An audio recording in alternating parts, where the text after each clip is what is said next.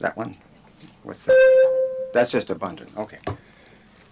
High-tech operation here. Monique, would you give us a roll call, please?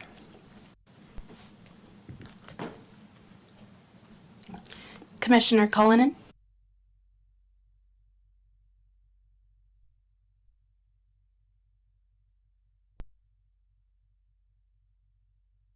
Zaraka, Commissioner Tolbert, Here. Chair Donnelly. Here. Thank you. This meeting is available for public participation through Zoom. And we'll be taking any comments from the public shortly. Approval of the agenda. Does anybody have any suggestions for changes in the agenda?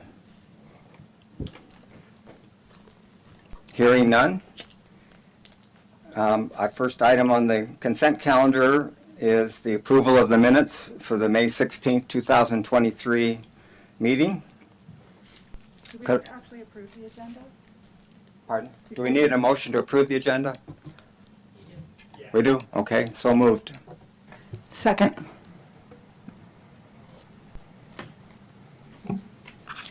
Chair Donnelly, Aye.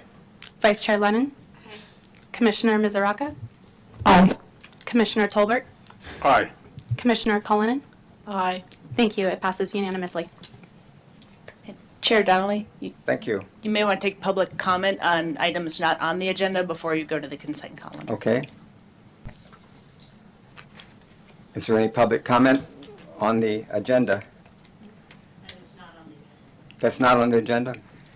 Yeah, it's just, our first item of work is going to be public comment for Okay. items that aren't Okay. on the agenda. So we're at number 1 right now. Do I need to read We've this? approved. Read this statement that's on the? No? Okay. So moved to not read that statement. Let's have public comment. Yeah, and the first part is just begin by stating your name and And spell your address, yeah. and where you live, yeah. Hello.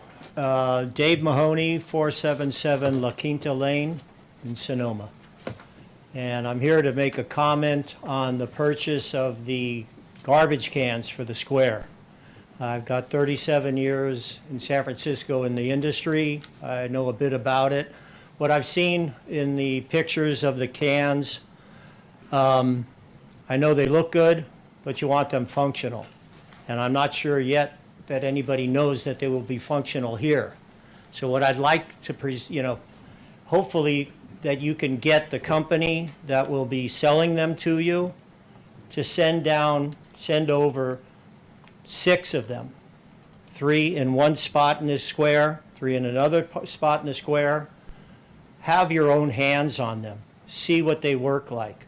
Get the representatives from the garbage company that's going to service them to show you the pros and negatives of them. What might be good, what might not be good.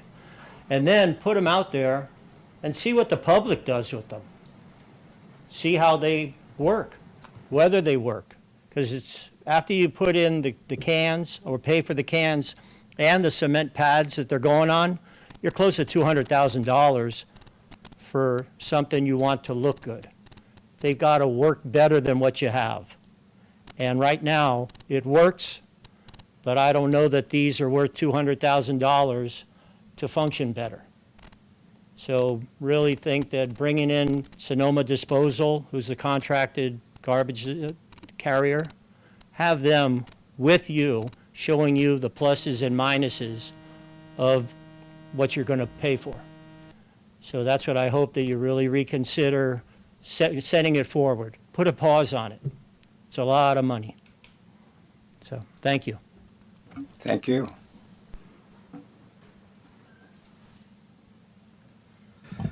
Chair Donnelly, at this time, you could ask staff, based on public comment, questions that come to mind.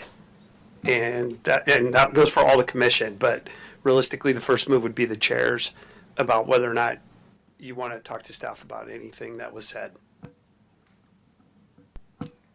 Well, I've talked with David earlier today, and he sent some pictures of what we have there. I think his suggestions merit. I have a pause until we can actually have a trial run on at least one set of three on two different places in the plaza, and work with, is it Sonoma Garbage that actually services the collection there, and get their feedback too. I think it is a huge investment, and we order, what is it, 27, I think, units. 80 plus, right? Or- Yeah, and just to respond to that, more than likely, regardless of what type of can we get in the future, it will go on a concrete pad. Therefore, that expense is going to be universal to the can. Secondly, we have a trash can, a demo on order. It'll be here tomorrow, and it's going to get placed strategically for people to go look at it, play with it, test it. It'll be set up for garbage. I'm not sure what the relevance of having 6 would be. If one functions, all 6 to me would function. And then we are, I've already talked to the operations manager about collaborating with Sonoma Garbage Company. That's already in motion. And I don't know that this necessarily warrants a pause. At the last pros meeting, the commission voted that they support the garbage can as recommended by staff. What we could do is get additional feedback from anybody that's willing to go over and look at it and try it out, and they could get back to us after the demo is put up, and it'll probably be up early next week. Is that a single trash can, Mike, or is that a compost blah, blah, blah set? It's a single. It's a single. Where are you going to strategically place it? Do you have an idea? Yeah. Do you want to share where the idea is? Yeah, we're putting it right outside City Hall. Okay. Yeah, there's a single out there on the left as you walk in right now, and that's where it's going to go. Yeah. Yeah. Yeah, I mean, we're 90% sure on that location right now. Yeah, that makes perfect sense, at least to me. Curious, obviously we have this contract with Sonoma Garbage, which we're addressing at some point as far as frequency and need for how often they get emptied. But I would be curious, functionally speaking, presumably these trash cans that we reviewed don't all come from the same company, right? They're all from different companies, Ariana? The different styles of are from Yes, different companies, correct? Different companies. So, I think me personally, I think warranting, what does Sonoma Garbage think about the utility and the functionality of emptying them? Obviously, we've talked about workers' comp and all the things that we up here we're trying to satisfy in the selection of these. Let's see from some professionals if they agree, I suppose, with these demos. That would be helpful. Just wondering, remind me of the timeline. So there's a test bin, and then how long will that be there? And then what's the plan for purchase if it's a go? My timeline is the end of the year for the grant funding, so we're kind of running out of time in some ways. So I'm hoping that if we can get it out next week, folks can look at it for a couple of weeks if everyone feels comfortable, including Sonoma Garbage, because they are an important component of that. I'd like to put it on council's agenda for the 19th, in July. They're meeting in July to approve the purchase. And that they have a lead time for producing them, so that would give us a couple months for them to be here and then a couple months to put them in, so we don't lose the grant funding. Please, go ahead. My question is, which is the most used garbage can in the plaza, and will it be ready for Tuesday night? That was, because you want to see how it's used, so you want because the front of City Hall is kind of blocked during Tuesday. Yeah, the only thing is for people that are looking for it, it's real easy to find. And we're not expecting to get a lot of feedback from the average person that goes to put waste in it. We're not expecting to get a lot of feedback from the average person. We're expecting to get feedback from people that are tasked with doing something like this and know enough about what's happening at Pros, what happened at the CSCC a year and a half, 2 years ago when they originally recommended a can, what happened in December when council said they didn't want to go with the can that the CSCC recommended. It's the folks that are kind of in, and those are the ones that I think will actually go out, try it out, and tell us back if they like it or not. Yeah, I understand that, and I've been to quite a few of those meetings for other reasons, but ended up, talking about garbage cans. But I was just thinking that to see how people actually used them, that if there was for available can, do you know what I mean? That how the garbage got in it.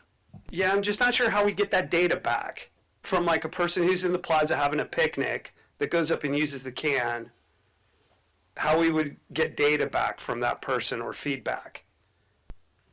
That's not what I meant. It's just like, does the garbage actually get in the can from the people that are using the can? Because oftentimes there's garbage doesn't completely make it in the can. So that would be self-evident, Well, yeah, that's a two-sided coin though. Maybe they just go up and they throw it on the ground. And unless you have somebody sitting there monitoring it, I'm just not sure what kind of substantive data we're going to get from that. Whereas if people that care, like you, that go to the meetings and know, actually go up and use it, then I could see getting some feedback from a select few. Yeah. I mean, I think we could take it upon ourselves too to ask our friends, family, etc., who use the plaza over the next couple of weeks to give us feedback. And I realize that's a very small subset of the city, but try to get more data points from folks in the community. Certainly something I could commit to. Yeah, my observation is regardless of which can is selected, if they're not being serviced frequently, it's a moot matter. If you take a walk on a Sunday morning after a busy Saturday, they're all overflowing. So in my mind, it's a matter of frequency of them being emptied. Yeah, and this is something that Public Works is looking at. Currently, those cans in the park, in the plaza, get serviced twice a week. And we are decreasing the size a little bit with the new can. Yeah, and so we are talking with Sonoma Garbage about increasing their frequency of service and also just observing. And I mean, this is a fluid contract. We can make changes to it as necessary. And we always have the ability to put extra bins at a location where, and we won't be putting these out as extra bins. This is like a one-time purchase. If we needed, if we find out that we want a dozen more, or we find out that we want to also put them on the off plaza side of the plaza, then that would constitute another order. But I could totally see throwing out blue recycle 55-gallon drum bins. We have the little corral in the plaza for those currently, and that's where our overflow cans come from when we have big events. Yeah, so it'll be a work in progress for sure, but we are talking to SGC about increasing the frequency of pickup. Sorry, go ahead. Aren't we adding bins in the form of compost that we don't already have? So there's a reduction in the size of bins, but we're adding additional bins in the form of compost. That's another third amount of capacity. Yeah, and my experience when this happened, Napa went through this when I was there. My experience of this happening in Napa is that a majority of that material can go in the compost bin. The trash consumption or material that goes in the trash bins decreases significantly. And so where we used to need a 55-gallon trash receptacle that was 35-40% compost, now we can get away with a smaller trash receptacle. Yeah. I think knowing that changes my question a little bit. You mentioned that we're going down in capacity by choosing these new receptacles. And as Charlie pointed out, we're already underserviced as far as most Sonoma residents that I've talked to feel. So I think we should be revisiting that contract no matter what to increase it if we're decreasing the size of capacity. We are. Okay. Jared, do you have any thoughts, comments? really just that you have the extra ones to offset the capacity of them being smaller. But yeah, if the contract's going to be looked at anyways, that's probably more important than having the third one really looked at. Well, so give me a little advice here. This was a public comment. It's not on the agenda.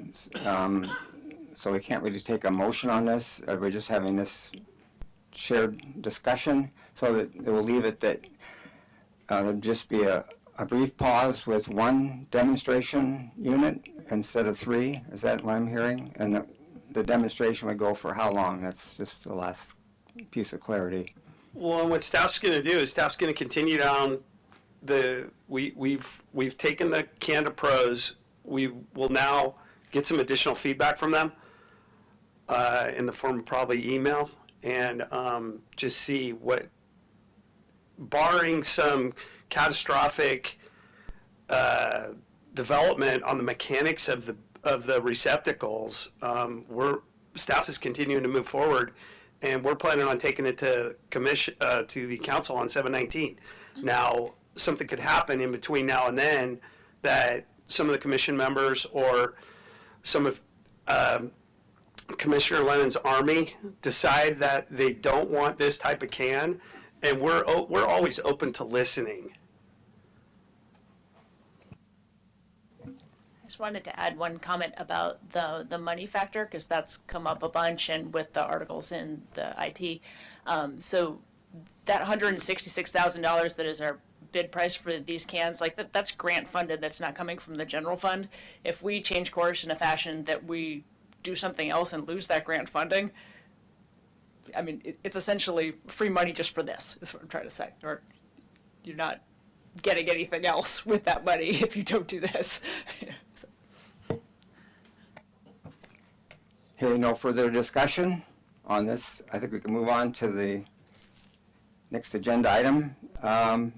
The approval of the minutes for May 6th, proposed meeting May 16th.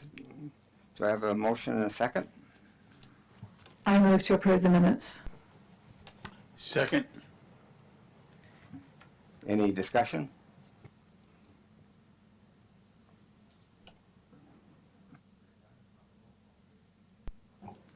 Chair Donnelly, Aye. Vice Chair Lennon, Aye. Commissioner Mizuraka, Aye. Commissioner Tolbert, Aye. Commissioner Cullinan. Abstained. Thank you. The motion passes 4-1. Thank you. Next on the agenda is a presentation for our commission on the Valley of the Moon State Park. Unfortunately, the representative from the Valley of the Moon Skate Park was unable to join us. He had to cancel at the last minute. So we're going to hopefully do that in September. Just for your general knowledge, kind of where we're going with that is, we've had a lot of discussion about potential recreation partners in this group, and the skate park there is just outside of the city limits. And the city had a history of partially funding it and having a partnership with them and county parks at one point in the past when they first made the skate park, and at some point we stepped back from that relationship. But Nick, who's with the skate park, is championing redoing his park, and in conjunction with the county's redo of Maxwell Park. So he was going to kind of give you his presentation, discuss how that partnership used to look. Quick question. Maybe you know the answer to this. In the document for the skate park, it talks about renovating and expanding the existing infrastructure, adding amenities such as restrooms, but I couldn't find restrooms in the concept design. The restroom piece would be part of what County Parks is adding in their Maxwell Park Phase 2.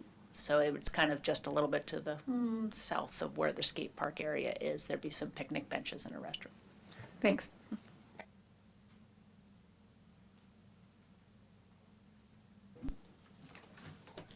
I think we can move on to the regular calendar. The first item on the agenda is the ad hoc subcommittee, the tree committee. I'm to give a report on the tree committee meeting that we held a week ago, June 6th. And I'll tell a little bit about that. The Ad hoc Tree Committee, as you know, has been part of PROS, and it's basically focused on evaluating applications from city people who want to remove a tree because it's uplifting their sidewalk or the driveway or whatever. And what we're trying to do with this beginning kind of brainstorming study session is to find a way to have the tree committee make recommendations that will be agendized going forward at some point as how the city can increase proactively its tree canopy, and instead of finding more places to increase. For both the Climate Action Commission is also interested in this as a climate mitigation measure. I think you recently saw the article in the IT about the heat islands in Sonoma and the Springs, and that the benefit of having large trees growing is recognized on for many reasons. I will just read this very quickly. The purpose of our meeting on June 6th was that it states that the goal of the City Council when creating the tree committee is to maintain and expand the extent of the tree canopy in Sonoma, as well as protecting and maintaining what we already have. This was a brainstorming session called by the Prozac Ad hoc Tree Committee, inviting attendees to share and prioritize visions and suggestions for next steps for addressing the city's goal of enhancing its tree urban forest.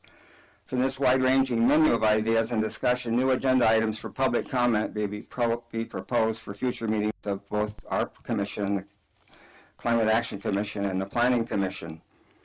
So the members of this meeting, and we're meeting again this Tuesday, are Charlie Tolbert and myself from this commission, David Morrell from the Climate Action Commission, Ron Wallander from the City Council, Aaron Warren from Public Works joined us for this, and Fred Albuck as a citizen.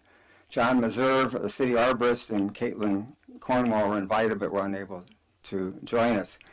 So we looked at last tree inventory for the city was done 30 years ago, and so we're talking about looking and researching how we might gain a scope of work for doing another tree inventory.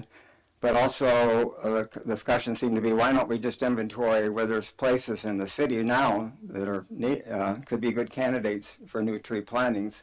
And so I think the sense of where we're heading with that is to just kind of do an inventory and come up with some suggestions that will be brought again to the PROS Commission if we get that far, for ways we could develop new street trees in city property, in the parks, and perhaps in the schools, look at incentives for private citizens adopt a yard tree program that might be other cities have done. So our next meeting, we're looking to do a pilot demonstration of something called the Milwaukee Dense Pocket Forest that comes from Japan. And we're very lucky, we're going to have Neelam Patil from Berkeley, who just was Time Magazine's last year, 2022,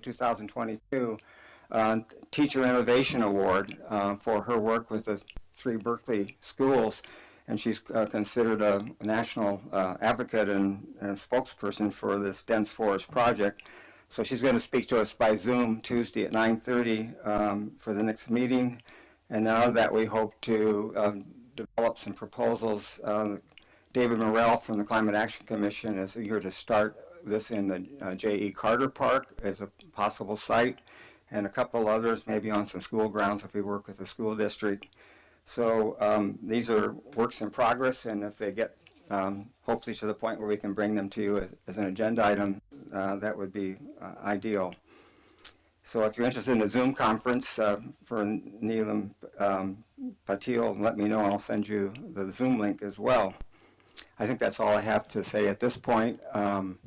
I talked with Mike briefly about whether or not such an ad hoc committee violates the Brown Act, and I think having looked at the orientation session that the city attorney did, and my sense of this now is as long as there's only 2 of us in this commission, we're less than a majority of the commission, and even though there's other commissioners from the Climate Action Commission and Ron from the City Council, what triggers this is whether the voting members of a body exceed the majority, and we don't seem to have that in this case. But again, I would appreciate Public Works clarification if you see any concerns about going forward with this. Yeah, sure. And, I've spent a little bit of time talking to the attorney on this, and some of the language that he sent over to me this afternoon from Cal City's publication on the Brown Act states, and I can forward this to you, any of you that want to see it, but a temporary advisory committee composed solely of less than a quorum of the legislative body that serves a limited or single purpose that is not perpetual, and that will be dissolved once its specific task is completed, is not subject to Brown Act. Temporary committees are sometimes called ad hoc, a term not used in the Brown Act. Examples include an advisory committee composed of less than a quorum created to interview candidates for a vacant position or to meet with representatives of other entities to exchange information on a matter of concern to the agency, such as traffic congestion. That being said, a couple of things that I think are important regarding reflecting back and looking at how we set up our ad hoc committee for the first tree item that we wanted them to deal with. We had a specific group of 7 trees that we wanted the committee to go out, the ad hoc to go out, take a look at those. This was authorized by this commission and basically come back to the commission with recommendations. And what the commission did was they said, yeah, we don't feel that all of us have to be involved in going out and looking at these trees. We're going to put our faith in 2 commission members and the arborist to go out, take a look at these, and come back to the full commission with a recommendation. That was decided by the group, and this is what the commission did, the ad hoc did, for that specific thing. As far as I'm concerned, that was the end of that ad hoc. And one of the things that we could talk about a little bit more this evening when we get to a little bit further on the agenda, our last agenda item is item number 5.1, commission members' reports and comments. And Chair Donnelly, this is your item, but I want to just kind of, was it your intent for this item to be talking about ad hocs from a general standpoint and to try to work with the commission and see, do we have interest in setting up other ad hocs? How are we going to go about doing that? And if that's the intent, this discussion could kind of be tabled until we get to item 5.1. I'm happy to have it deferred to 5.1. I would say that we would want the blessing of the Pros Commission for this project. That is, I think it will have a specific end date. We basically want to see if we can get these pilot projects to the commission for approval, and we also want to have some proposals to the commission and to the planning commission for revising the tree ordinance, so it'll be more proactively encouraging and providing incentives for planting more trees in the city. So that's, I think it has a specific time and a specific scope of work that we're asking to go forward with. Yeah, and as presented by you just now, Yeah, I agree. yeah. That's not too important because the other 4 members of the commission need to. Right. And so I think that's great. Let's table this to 5.1. Thanks for the report. And we could discuss it a little bit more because a couple of things that staff's been working on is trying to come up with certain things. This is a big transition of time to get everybody on the commission up to speed. And, we just had budget. We've got all the council goals. We've got what's Public Works' current workload, along with planning, who's working on the parking plan at the plaza. And so just getting everybody on the commission up to speed, it's going to take a little bit of time. And so we just thought we'd try to help facilitate. We'll see how 5.1 goes, but we've got a suggestion or two about different things that the commission could consider setting up ad hoc on. Okay. I've got one question regarding the ad hoc tree committee, and that is that there will be continual requests for tree removal. And I think it behooves us to act quickly on those so the homeowners don't take matters into their own hands or just get very impatient. And the other aspect, as John had mentioned, is that a lot of times when trees are replanted, they're not adequately cared for. They're put in and boom. So they're not irrigated, they're not composted, and they don't flourish. But so my question there is, if we had this first meeting and now we're done, how do we keep moving that forward? Those two items. And one, well, so 2 items being, how do you keep a new tree healthy and growing? And the second one? How do we respond to new requests for tree removal? Yeah, well, we're going to take care of that for you because we're going to put those together and present them to the group as we receive them. Yeah, and so, if we only have meetings quarterly, people will have to wait quarterly, which the people that we just finished at our last session, they were waiting almost a year. And, we won't get close to that. And we just get very efficient about doing it. And, the ad hoc would have to be set up. We could have a standing, if time is of the essence, and this could be worked on, we could have a standing understanding that when Public Works gets 3 or 4 of these applications, or mid-quarter, we would go ahead and forward them to the group that was the ad hoc tree committee, and they could even get started on it and present it at the next meeting, which cuts the time frame down to less than 3 months. So just not sure how quick we want to try to get it done. I just have a little comment on that regard.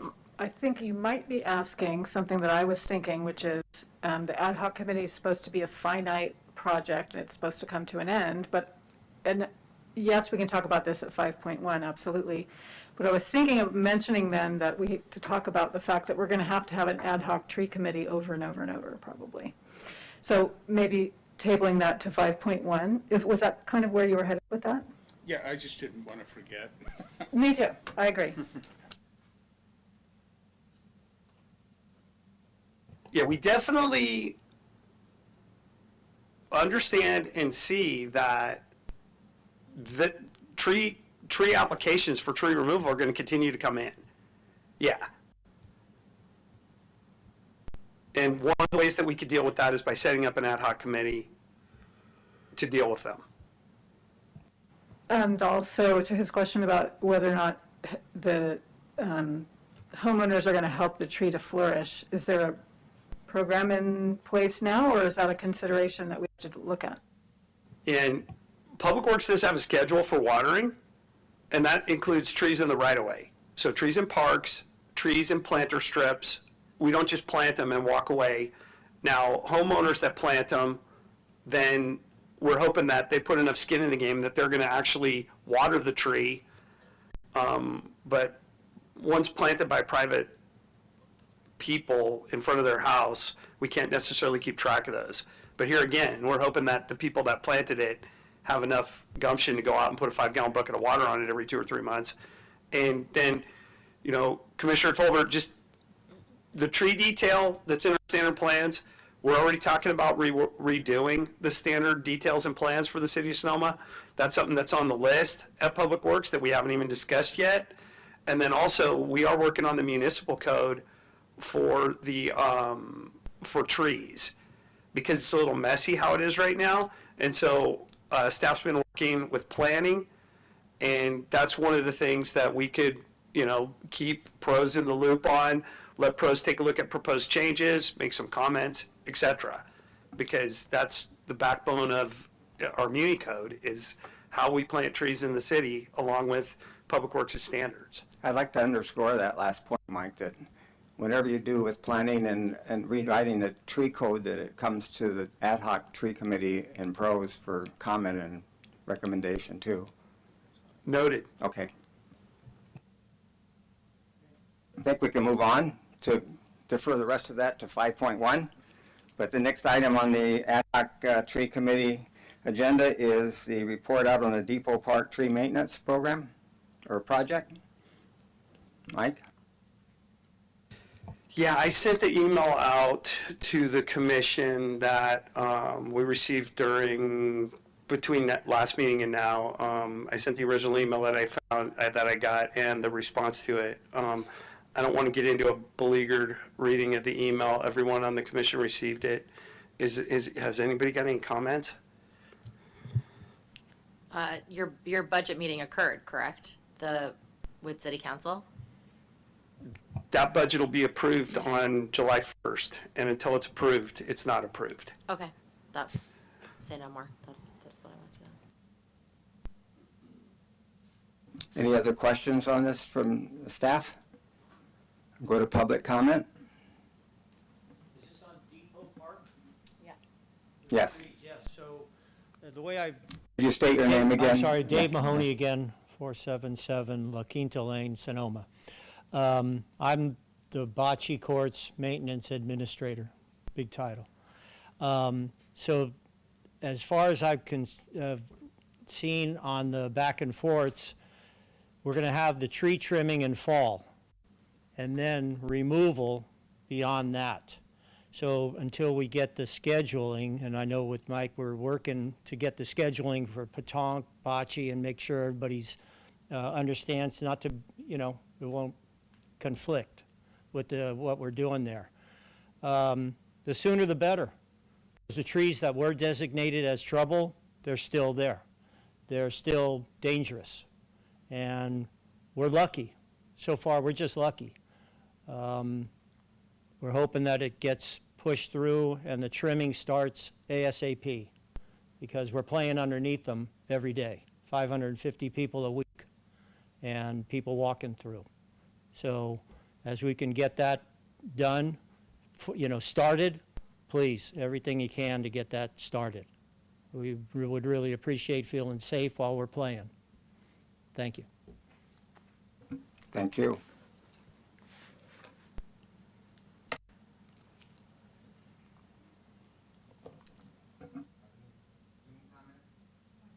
Any Zoom comments? There's no one on Zoom. Okay. The next item on the tree committee agenda item is applications for tree removal on the private property. The following, I think it's three items. Do we need a motion on this?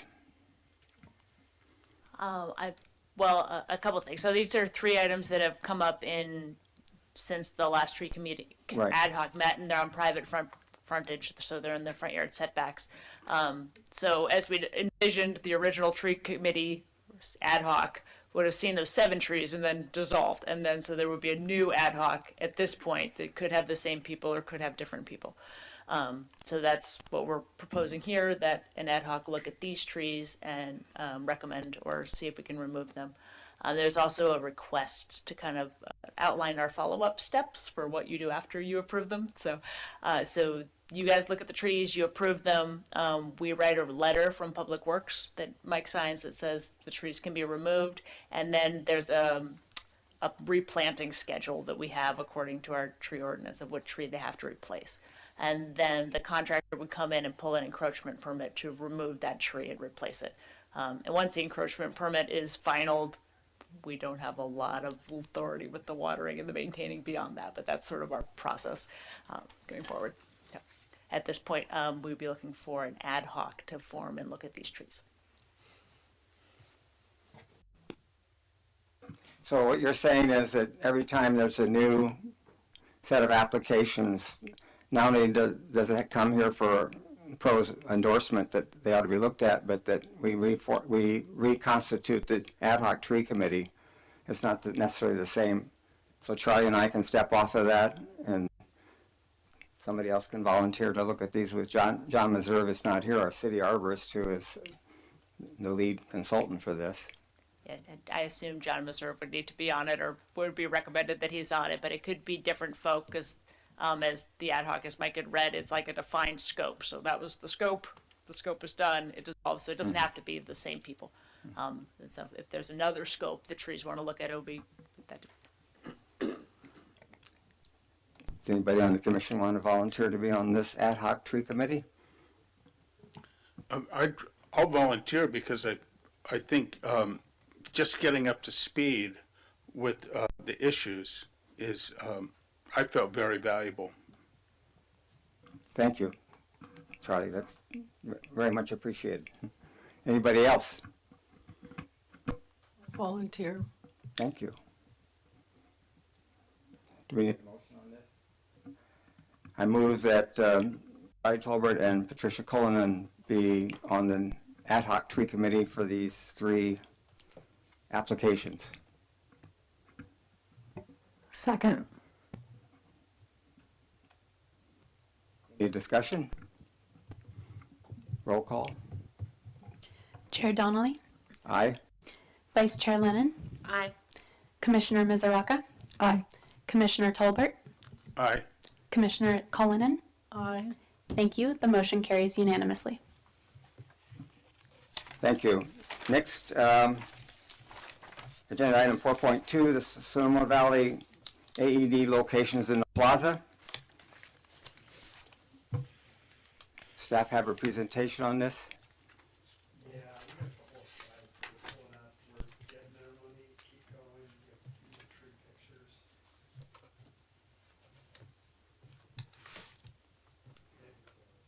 There we go, back up to the, AIS, please. Yeah, there we go. Okay, so, Sonoma Fire Department. Sorry about that. Sonoma Fire Department has been lead department on acquiring 2 AED automated external defibrillators for use in the city of Sonoma public spaces. These devices are a medical device designed to analyze the heart rhythm, deliver an electric shock to victims of cardiac arrest, and restore the heart rhythm to normal. Based on a variety of factors, including necessary electrical infrastructure to support the device, location visibility, accessibility, and serving the public space users, Public Works has developed the recommended location for a second AED device at the plaza. The approximate layout location is shown on the following attachment for the plaza. Staff recommends that Pros Commission concur with the proposed location or determine an alternate location, considering all factors that will affect the project timeline and construction cost. Basically, we went out to the plaza. We met with the fire department. Brian Sear from the fire department's here tonight, and he's available to answer any questions. If the commission has any questions, why the location that we decided on. And then Monique, if you could scroll up just a little bit, keep going to where there we go, right there. So basically the second location and get on the space bar at the bottom and push it all the way over to the left. There you go. Perfect. There's the second location right there. That's on the path. And this is in the bottom left corner of your screen. That is on the path. It's directly across from that really big sycamore tree, and it's probably 60 feet before the corner, maybe 100 at the most. It is super visible from all people walking on those adjacent streets on Spain and First Street. There's very little obstruction, and also walking anywhere in the plaza. You could see it from the playground. You could see it from Mary's. This thing is just like in a highly visible location. It also has the electrical infrastructure for us to do a fairly routine amount of electrical work to make this location work. Here again, we met with the fire department, operations, and myself at Public Works, and this was the second location that we came up with. So here again, the fire department's here to answer any questions that we might have. And with that, I'll turn it back over to the commission. Just wondering about Tuesday nights. Is it going to be obstructed on Tuesday nights? I assume so.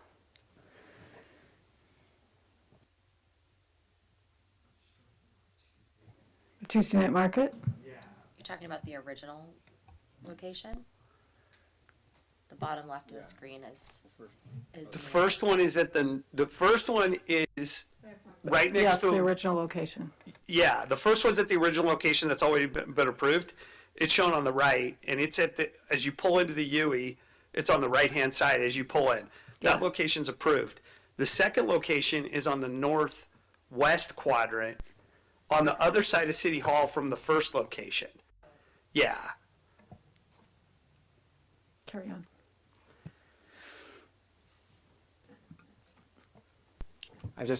I assume these have some kind of light at nighttime when the days are shorter, so that, is there, a- Yes, they're very well lit. okay, thank- Yeah. Yeah. So yes, they're very well lit. The internal lighting that comes from it, it's a freestanding tower that they sit in. It's actually very timely that we're having this meeting today. I was unaware of the freestanding outdoor public access towers, and I've been on a push for 15 years to put more AEDs throughout the community. And we've put tons, but they're always inside of businesses. And that's great during business hours and school hours, but what about the time off? So 1 year ago today was the first time we had one used. It was at the high school to save the 17-year-old boy at the high school. Full cardiac arrest save. It was solely based on the 3 that were donated to the high school out there. There was one 50 feet from the basketball courts that they were able to use there. So, I mean, the use of them is amazing, but the freestanding towers, they're super readily accessible. The built-in security, you can't lock them. That would be, the biggest thing, because you need to be able to get into. But the built-in security on it, we have photos of the kid who actually pulled the AED out to make the save. It takes a picture immediately. The AED is tracked. That's why we actually need power to it. And there's an unbelievable alarm that goes off when you pull them out also. Nationwide, it's like a 1% theft rate on these things since they've been started to be put out there. The risk versus gain on it's worth it on 99% no tamper policy for all the time on it. But Dave, we put one out at Depot Park at the Bocce Courts. Readily, I mean, you can see it from everywhere, and it's lit very well at night. Yeah, Thank you. Yep. No, you bet. Awesome. thank you. Maybe we should consider having one installed in the council chambers. I believe that there's one in the building, not just one right here. There is one in PD's side. Thank you. Okay, So do we need a motion to approve the second location? I guess we do. Yeah. We need a motion to approve the second location. That's what staff is here for tonight, yeah. Do we need public comment? No. Any? Yeah, go ahead. Is there public comment on this? Yeah, there's public comment on everything. Yeah, so Chair Donnelly, you would open public comment? Yeah, Yeah. open. Dave Mahoney, 477 La Quinta Lane. I didn't move. The question I have is for Brian. At the Depot Park, when you call in or when you have to use that machine, you're supposed to call in 911 right away with it. And to identify where you're at to the fire department to, where, so they can respond to the correct one. I wonder, is there individual identification for the machine that you're pulling off? Because at the Depot Park, you were going to put a sign up to say, this is the location to tell the dispatcher where you're needing them to show up at. And I didn't see the sign yet. No, we haven't put one up there yet. We're working on signs for all 3 of them. And like a ping or something you were saying, when it would register on your dispatch where the unit is coming, Yes. the alarm Well, is coming? Any call is going to do that automatically. It'll ping right to where it's at, but we are working on signs for all 3 of them to avoid any. That way the ambulance comes straight to the unit that we're using at the time. Yes. And that was my whole thing. But yeah, lit, and knock on wood, the one at the depot, the light's on, it's really well lit, and for the time being, no one's messing with it, and no one's using it. Thank you. Thanks. Was there any Zoom public comment? No one is raising their hand. Thank you. I motion to approve the second location of the AED in the plaza. I'll second that.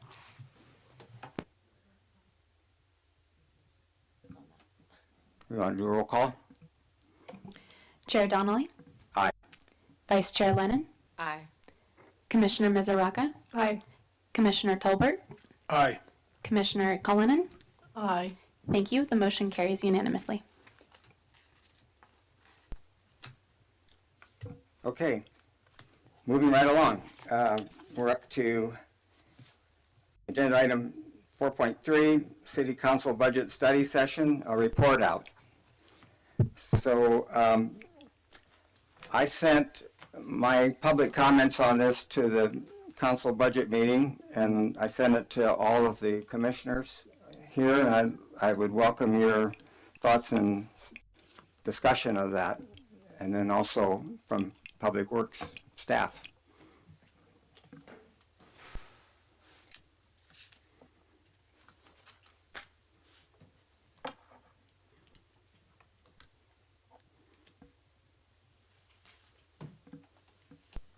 Is this a silent majority?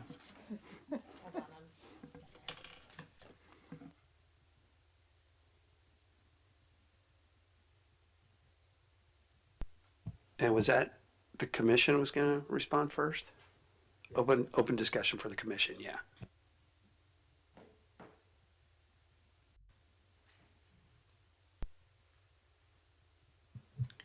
I have a question.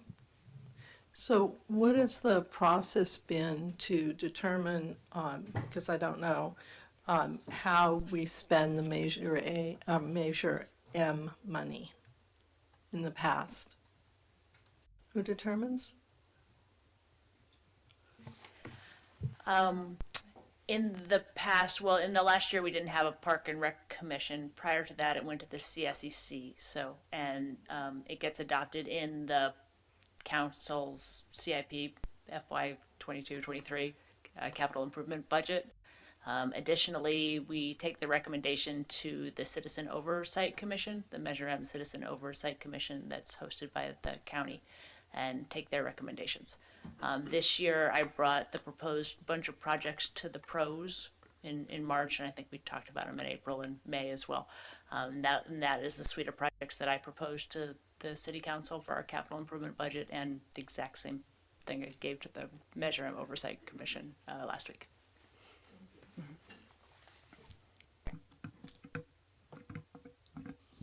We didn't, I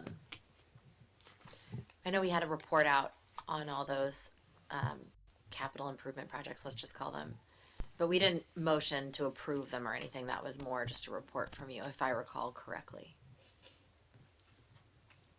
I don't recall if we did a motion or if it I was don't just think you could be correct. Okay. Yeah, I myself don't recall, I know they reported out, but I don't recall that we really had any discussion or any any way of looking at what you're recommending so that we could sort through it and actually make motions to approve one particular project or another. And I think that's sort of what we'll be discussing going forward through some of these other agenda items. I was hoping to hear more from my other commissioners here about the public comments I made on your behalf at the council's budget meeting. Specifically, the last part where I said at the next, I'd like to discuss these recommendations that pros work to seek outside funding along with Measure M revenues to contract an outside consultant, most likely the Potrero Group, given its earlier work in Sonoma to complete Phase 4 work as stated in the, that's misspelling there, in the Potrero, on Capriola's as stated in the city manager, Kathy Capriola, December 20 letter inviting the task force to form and saying that this Phase 4 would be completed by the staff and outside consultant. So one of the questions I asked at the I guess I direct it to you, at the council's budget meeting, I would like to know, did you request any funding to do either the outreach with the city's website directory, which you said you would like to do, it's been done, Sarah Tracy rescued it and it's out there, but we need to really vet it, and yet, so is there funding for that, I guess? And then secondly, have you requested any funding to move forward with Phase 4 of the Potrero Group so we can get a better sense of the community's wishes and desires for how we're going to plan future developments in parks and recreation, and that we can better advise you and the City Council on this? So the short answer is no, and from my recollection of our discussion we had last month after the Potrero group, we talked over kind of those pieces, and we talked over the Measure M budget, and that was the point at which I had proposed if there were any cuts or changes we wanted to make to that Measure M budget that I was taking to council in light of what the Potrero group had brought, that we were open to suggestions. We didn't make an action on it. But at that time, we didn't discuss taking any of the money from Measure M, so I did not adjust the budget that I had proposed and presented at that point.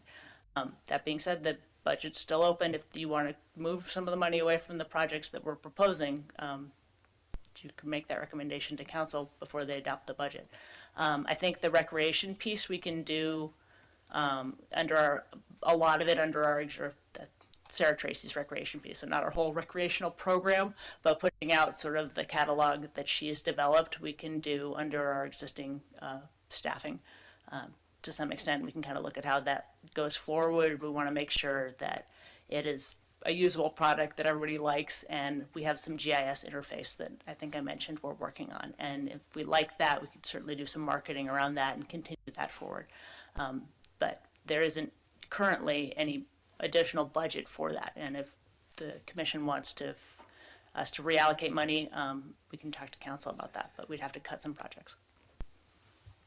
Yeah, and just to add to that, in terms of reallocating money, when we get a consultant on board, that doesn't just happen.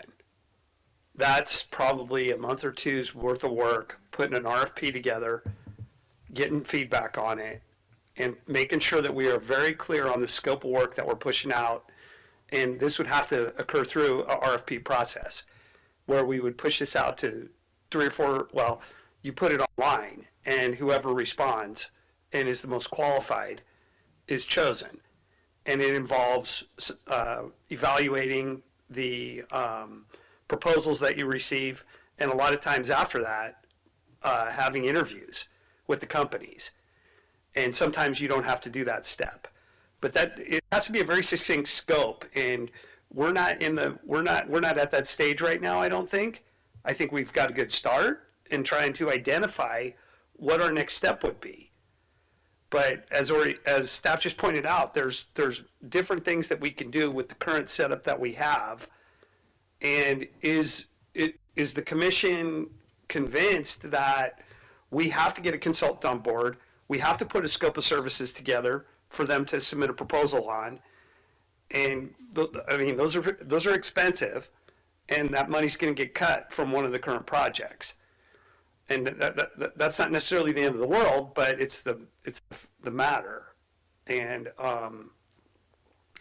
reading, and I want to let you know, I appreciate you putting this together, and this is what you sent to council on it's dated May 29/30. But basically, just taking a look at this, and I hope that the rest of the commission has had time to look at it, because thinking about our next steps, and I want to make very clear, we need to define the difference between parks and rec. It's a huge difference to me, and if we just say parks and rec, we're taking on way too much. If we're talking about rec, what that means to me is what Potrero and the forum was designated to, and Potrero was more than that. One of the things that the forum looked at was they looked at the coming up with the online database and the interactive component with the public, putting it on the city's website, working with staff to develop that. Our rec program is working with our community partners and coming up with contracts for them, with them, to provide services and giving them free rent, a grant, free money to do these certain things. That is a lot of what the rec component is to me. The parks component is something completely different. That involves all of our parks and future parks, how we maintain them, and how we do capital improvement projects in them to address a deficiency or to better them, or based on community input. That everybody wants a slide at the plaza that's 2 stories tall. We can facilitate that. if enough people believe in it and want it done. And so really making sure that we make that separation, because if we just say Parks and Rec, we got to be really clear on what we're talking about. Yeah. Yeah, and if we're following along that framework, the Potrero Group and the presentation by Karen and Steve really talked, and I know, Patricia, you weren't here for that, so I apologize, we'll have to catch you up. Really focused more on the recreation aspects of the city of Sonoma, if everybody agrees on that. And how do we better serve the community through the dissemination of information of what actually exists here in the city, which is, it's tricky because it's all through partnerships that have their own programs. And I think the outside consultant we talked about, so when we left that meeting, just to back up to what Oriana said, I was under the impression, because I think I asked you the direct question, we can go back to the minutes, has the money for Measure M in the budget you're proposing to council in a couple of weeks at that point, which has now since passed, allocated all of that Measure M money, and you, to which you said yes. And so I remember that specifically. So we were basically talking about what can we do for next year's money, which again is July to July. It's not calendar year. So I still think that John's letter to council is certainly relevant. And to Mike's point, some of this needs more lead time anyways. Why don't we start thinking more long term as a pros commission about what we can do to propose for the next year's Measure M money to be spent the following year? Because I don't think, I mean, unless we're going to rearrange every dollar that's already been allocated to what presumably are important projects, I'm not sure, you know, we might be banging our heads against a wall with no cash. So just curious what other people think.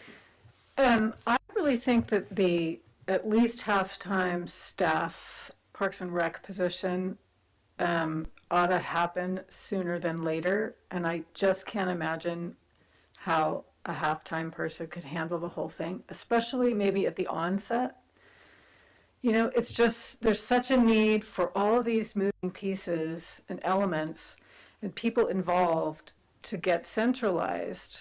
So if it were up to me, I would get that pushed forward quickly in whatever way possible. And that doesn't get paid for by Measure M. That's a city employee. Does it? Well, but doesn't that have to occur over time? What occur over time? I mean, wouldn't that be a permanent? Well, we have 7 years left or so of Measure M. They are going to go back to the voters to try to continue that, so it's presumably a longer-term funding stream. There are other cities that have used that money to fund staff positions. Just for reference, that Measure M money would be about one staff position. Once you burn it, that would be all you would be able to do with that. For a full year. Yeah. Right. I don't know. I just think, at least for me, there's all these different angles of it and facets of it and work to be done and things to be consolidated and massaged and lots of different concerns. And it just, we keep kind of rallying it back and forth, it seems to me. Like, do we take something out of Measure M, move it over here? Do we, you know, and also it will affect what we do on our commission and what you're continuing to do in Public Works. There ought to be some lines, I think, some structure to it. Personally, that's what I think. John, did you get a response to this letter that you sent? To my comments? Yes, sorry, your public comment from council. Not a direct one, not from council, no. Okay. So this is, I mean, this is very good discussion, and I appreciate the different comments.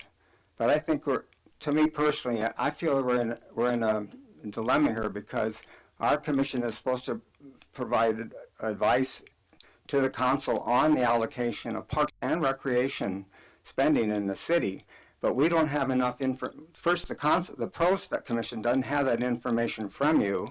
You tell us what you've done, but we don't get a chance to really discuss and recommend, what are the trade-offs in the different projects that you're recommending. But more fundamentally, we have this task force that did stages 1 through 3, but we haven't reached out to the community to find out what do they want now that they have this, because that information we need to actually make good recommendations when you propose projects to us too. So I'm leaning that we have 7 years to go on this, or 6 or 7 years to go.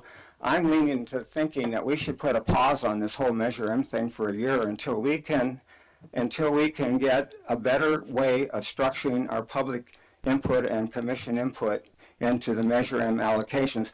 We're the only city out of 9 that get Measure M money that don't have this kind of more accessible way to give recommendations as a commission on the Measure M money. And so I'm not blaming you. I'm just saying it might be worth considering a pause for this coming year to see if we can develop a process where we can more freely facilitate the sharing of information and proposals so that we can really exercise our capacity to make recommendations on this, and also possibly consider whether we need a stronger staff position dedicated to Parks and Recreation in the Public Works Project department. So that's my thinking. I think we've hit the same wall that the task force hit when they resigned, that they just aren't getting enough information from the community and from Public Works to really be able to even develop a master plan, let alone give recommendation at these quarterly meetings. So I'll put that out there for people to think about, whether we should just recommend to the council that we should put a pause on this till we can really restructure how we're making our recommendations. Yeah. Oriana, can you summarize for us what we would be putting on pause if we, like in terms of the projects, if we were to just to remind everybody like what those are? Yeah, and we're just talking about this ones that are going into this fiscal year? Just for this fiscal year. So we're allocating $35,000 for fuel maintenance for Montini, $50,000 to finish our Olson Park project, and $70,000 for the Sonoma Oaks playground. And to Chair Donnelly, to address your larger comment, let's fix that, because I totally want to be transparent, and I've been trying to be transparent. It's just a communication issue as we're like starting this thing up. So I've got all the information. You guys can have all the information. Let's talk about all of it. So I absolutely want that, and I want your recommendations. I don't have any intention of operating in a vacuum. So like we can rehash all the projects I have here in our CIP sheets, if you like, that are parks, and see if they're ones you would recommend. Again, we're just looking at parks projects because we don't really have a recreation program. And most of these are based out of our parks assessment, which I know we still owe you, but we're going to get it to you by just September, I swear, going forward. So those are the 3 projects that we have allocated in Measure M. So that 30, sorry, 1 second, I just didn't quite catch that. 35K is the fire, that's the fire stuff at That's Montini. the fire fuel Montini, Fire yeah. fuel, and then 50K was for Olson. Olson Park, yeah. And then 50K, 70K. 70 for Yeah. Sonoma Oaks. Okay. Yeah. Just describe real quick what those 3 involve. Very quick. Yeah, okay. Mike says I should go into those more. So, Just a little yeah, bit. just a little bit. So Montini, Sonoma Ecology Center, we have sort of a standing contract with them to do hazard tree studies and removal, fire fuel maintenance, which is primarily the sheep that you see and the goats that were just up there. And then, invasive species and native species and some trail maintenance, but $35,000 isn't actually all that much money for them to do all of that when you're paying prevailing wage. So it's a little bit underfunded even at that. So they kind of emergency task that maintenance of our Montini Preserve. And that's the only maintenance money that we spend there. City staff doesn't do additional work up there. So then Olson Park, we've just officially really launched it. If you see it coming to you, there was a press release. We have a community survey to Olson Park is a residential park in the northwest side of the city, just off of the bike trail, and it's pretty run down. Its picnic area is completely overgrown. The playground has like a hedge around the back that has been a security issue for some neighbors. The water fountain doesn't work. So we're just giving it a rejuve. We're going to add some features to the playground preliminarily. We haven't talked to the community yet. Add some shade structures, increase planting of trees, do some low water maintenance. plants, redo the picnic area with some better features there, and then depending on community engagement, we thought maybe doing some exercise equipment along the trail to kind of enhance that feature. So we have an online survey right now to see what folks would like in their park. We're doing a community meeting July 8th for people to come out and talk about it. And then we'll do another like Zoom meeting with a concept design in early August, and then the actual concept design will come here for you guys to see and see if you like it, see if you want to keep funding it, see if you want to have a discussion about when we're actually to that point. If we do keep the money that I have allocated now, that's enough to get us through construction. So I'm hoping to move forward and do a design set of plans after everyone likes the concept plan, and do construction in the spring. So that would be the end of that project. And then the Sonoma Oaks Playground, is that the park that is in the south, my directions today, help me out, Mike, southeast corner, that is in the little residential neighborhood that is one of the only parks that doesn't have a playground feature. And there's a bunch of newer families that have moved in there with younger children, and there was a request to put in a playground. That one's a little bit complicated because it's a new feature. It has to have an ADA path, which is going to make it a little bit more expensive than just putting in a play feature. So we have a landscape architect on board to help us with both of those, and this budget here would be to put together those set of plans. I think we can get almost through the whole thing with that 70 grand, but we'll see how it goes when we start getting to construction. Is that the little corner that's on 4th East and France? No, that's Pinelli. Oh, okay. Yeah. Pinelli is in my larger CIP scope as well. I have a project for Pinelli. We have Quimby money for it. I just haven't got around to doing it, but when I pick a play structure, it will come here too, so that you guys can look at it. It's about $35,000 in our larger CIP program for Pinelli, and that rock that was once a water feature doesn't work anymore. So that's just about the right amount of money to pull that thing out, put something better there, but exactly what it is, not quite defined yet. But, oh yeah. Oh, he says to say that the Sonoma Oaks Playground will come back to pros too. Yeah, like any of these projects, we're totally coming here. We just didn't have anywhere to bring it, so that's where we've been operating from a purely like parks CIP standpoint. Well, my observation, and I think we covered this at our previous meeting, is that we need to be, from a budget fiscal point of view, we've got to be looking on the horizon, because July to July, we need to be thinking of July 24, not July 23. And I think to try to put brakes on current planning is really not what we want to do. But let's, instead of looking at the tip of our skis, let's look at the bottom of the mountain where we want to end up. And that was my understanding leaving the last meeting of where I thought you were looking into spending the next year of measure of money. So if I misunderstood by not changing the budget, Let me apologies. clarify. I wasn't suggesting a pause on what we've already planned, what you just outlined, Oriana. I'm suggesting going the following year, going forward, that we could consider doing a pause. So, for example, here's what. Just again, you went through what we're doing for this fiscal year: Olson Park, Sonoma Oaks, and the Montini Fire Preserve. But we don't know what other projects were considered that were dropped. In other words, we didn't get a menu. You just say, here are the 3 we've picked. Right. And then you might bring us something to look at, like the trash cans, and say, well, would you like the swings over here, or would you like the water fountain there? But I think that our mission, our purpose here to advise the council is to have a bigger say on how you pick those projects going forward. And that's why I'm saying until we find a way, a process that we can feel more in a partnership with you on this, so that you tell us what you'd like to do instead of what we're going to do. And then we can say, well, what about this? And we need to get the community feedback and have some idea. We're still at that stage where the task force dropped off. We don't have enough outreach to the community to find out what would they like to see, and then how do we formulate it into possibly a master plan going forward for the last 5 years of this project. But that's what I'm trying to get at, and I know it's extra work for everybody, but I feel that to really fulfill our charge here on the commission, and we need to have more input and more way to vet the projects that you're considering. And that makes total sense. I completely agree. Like, we'd already had those projects lined out when the pros started, so we didn't do that process as we will in the future.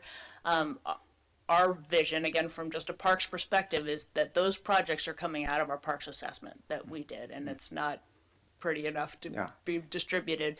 But there's sort of like, those are the ones that raised to the top as being areas that needed improvement first.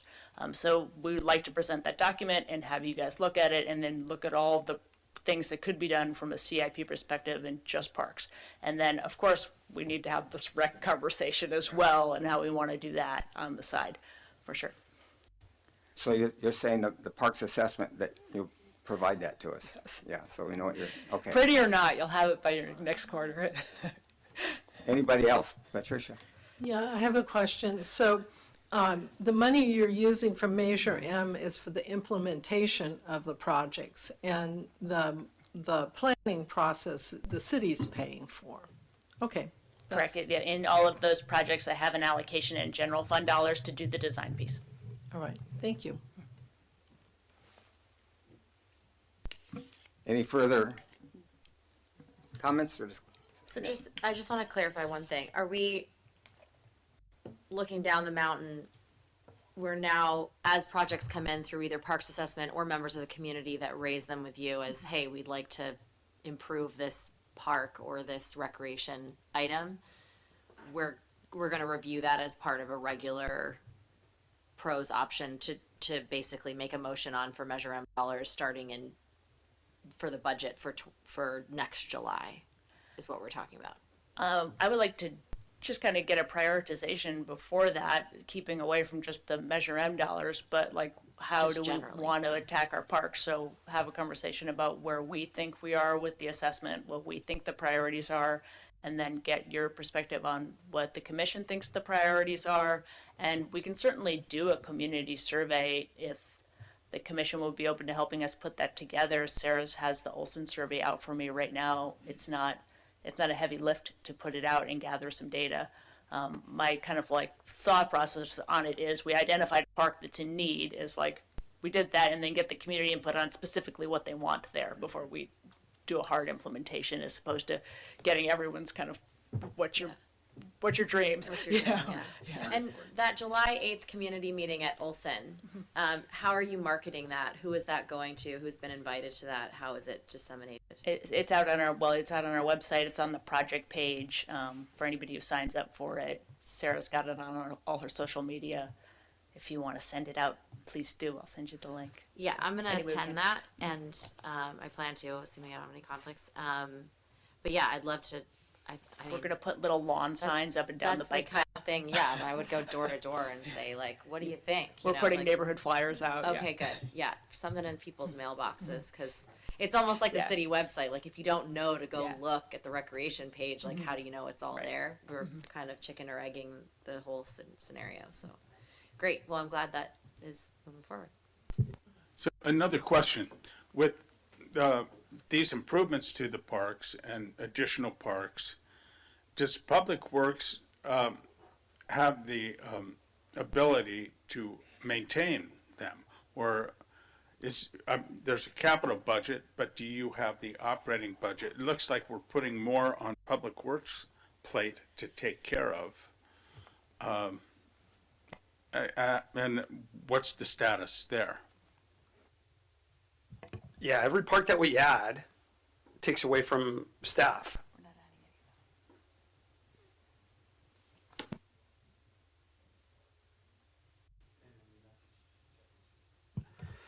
So you're completely right. And so we always got to be concerned about adding workload, because, you know, if you're at a B plus right now and you add 2 more parks, you could be down to a C. Yeah, and this winter has been terrible with weeds. Commissioner Coleman can attest. And we gotta be concerned about that. We gotta try to get more efficient. Plus, we're also down staff. We have staff with extended leave right now, and that's taken away from, our mission. So it's something that should be considered by all means. And, you know, here again, though, upgrading an existing park, that's not necessarily creating more workload. Could be creating less because we should be putting in more efficient watering systems, et cetera, et cetera. And that's, you know, we went through the process of getting a landscape architect designer on board. Okay, we submitted an RFP, selected a most qualified person.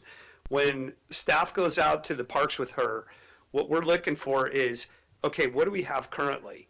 How do we make it better? How do we make it more efficient? How do we make it less maintenance? And things like this. So even keeping the same square footage, we can cut down on the amount of maintenance. And then perhaps be able to add a park down the road and not increase our workload. Yeah, and we're looking into other things too. I mean, Rotary is interested in helping out with Adopt a Park. And this is something that we're exploring right now, putting together a work day for Rotary. So there's all kinds of options out there. And anything that we can do to increase community involvement, decrease a little bit of the workload on staff, and just keep pushing that B+ to an A-.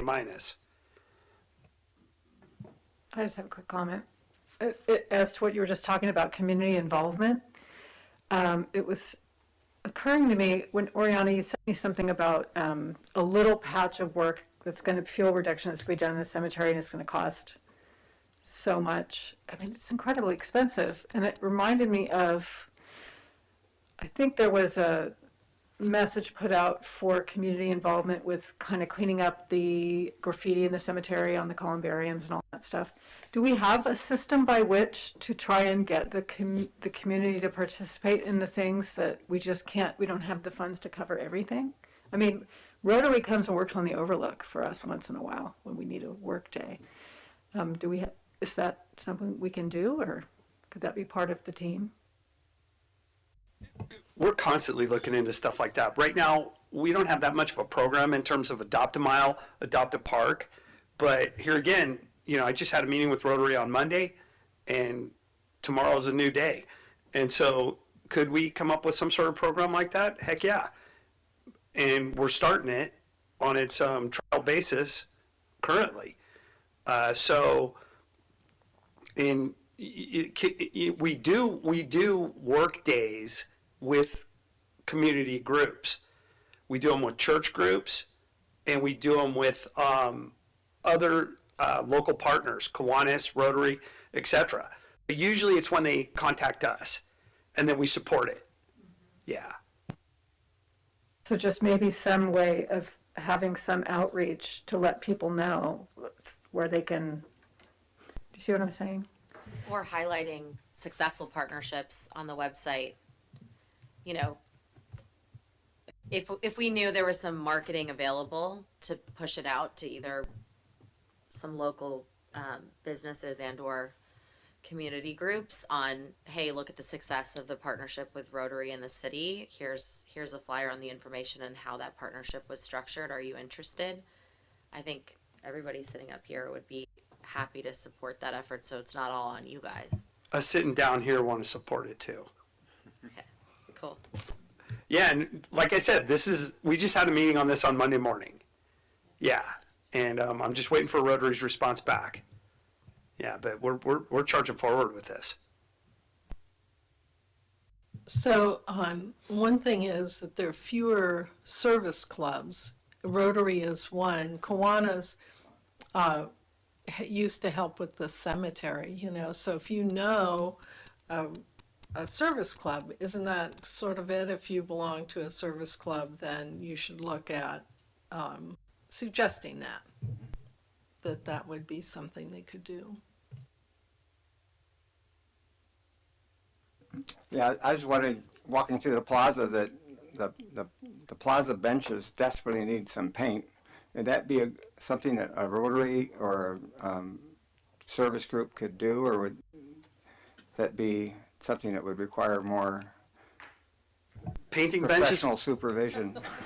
painting benches was discussed at the meeting on Monday Okay, as one of the potential tasks. So yeah, good. Refilling sand, was that discussed? can't recall. Okay.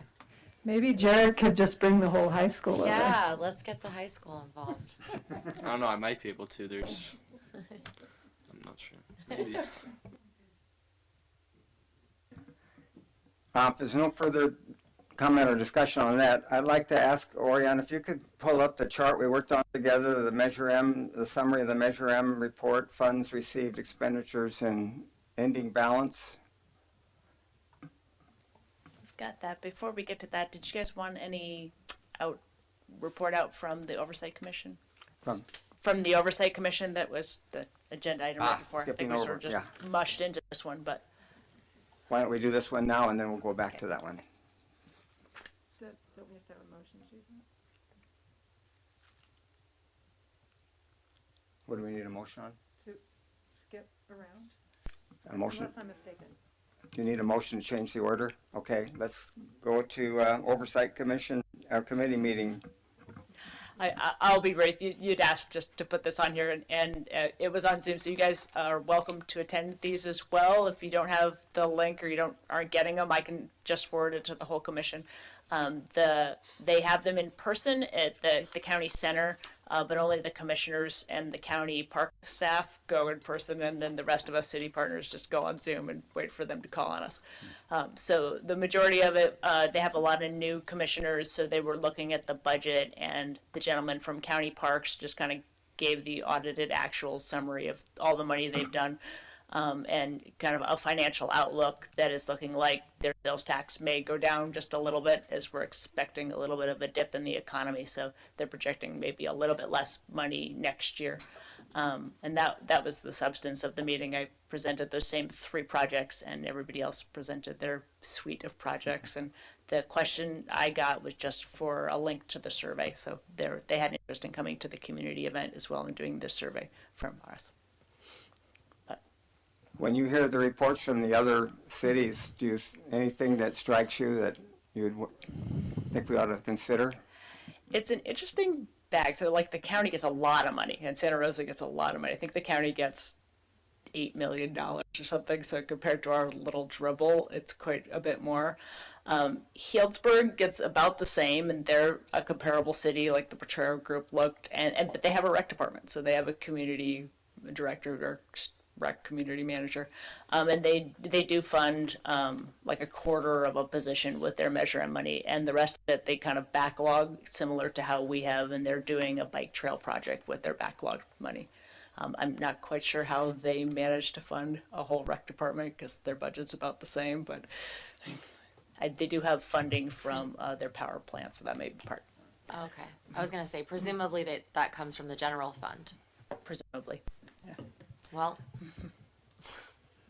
we ought to have a Parks and Rec person.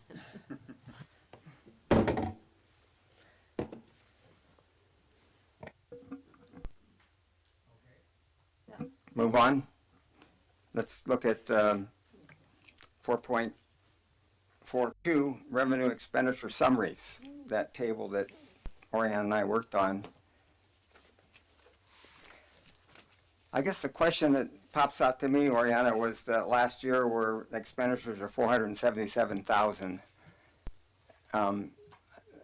That was a number that you filled in. And I noticed on the April 18th Sonoma Parks Improvement Water Quality and Fire Safety Measure M fund, it lists for the last fiscal year, 22 to 23, $200,000 for the Depot Park Enhancement Project and $120,000 for Olson Park Improvement, which is now carried forward to another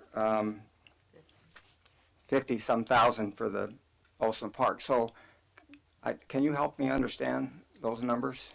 Where's the $400,000 expenditure you're saying? It's the second line from the Oh, bottom. that's for this year. So we've been kind of backlogging our money for a bunch of these projects. So Olson will be implemented this year, and so will Depot Park, and presumably we'll spend some money on the Sonoma Oaks. So that's 23, 24. We're anticipating to actually execute on these projects that have been in a planning phase. And, Like the you know, one- I'm still relatively new and Mike's new, so they haven't gotten off the ground. Yeah. And But, okay. Saying there's double counting. Well, so in fiscal year 22, 23, it was 200,000 for the Depot Park improvement and 120,000 for the Olson Park. But it shows that for the Olson Park in 22, but I'm just trying to figure out where the 477,000 comes from. What, Where's the 200,000 for Depot Park? Is 130. that was in your April 18th Measure M funding report, Fund 1315, from Michael Berger, 200,000 for Depot Park projects, and it says it's a carryover from the previous year. It might have been combined from a couple of years, John. I'd have to, like, But, You mean like a Go for it. tally? yeah. yeah, Like cumulative, right? mhm. Where are you seeing that 200,000? Because I don't see it on this sheet. Oh, it's right here. That's what I'm saying, it's not on the sheet. I think she says it might be a running tally. Mm-hmm. This is from another meeting? Well, it was given to us at our April 18th meeting. 22,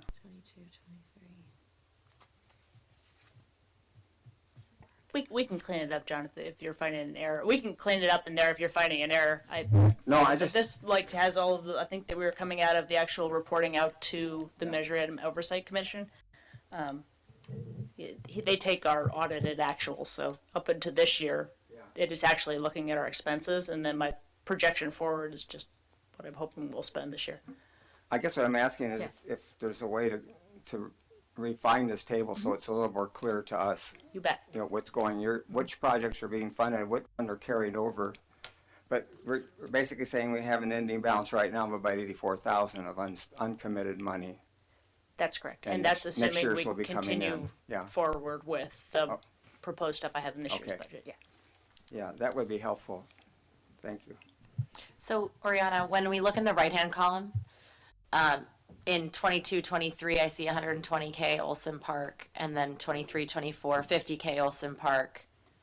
You're adding those together, presumably, for the Olson Park project in total, so you're using 2 years' worth of budget? Correct, yeah. Okay, And there was quite a few years before that where they were saving money for Depot Park that never hadn't gotten spent. So Right. if some of that showed up as 200, and maybe it was allocated from a couple of years incorrectly, but we can fix that. and what's the construction timeline on Depot that's been allocated? Oh, we're gonna get it out next week, right, Mike? Yep.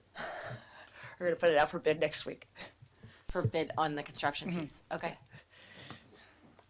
So it should be this fall.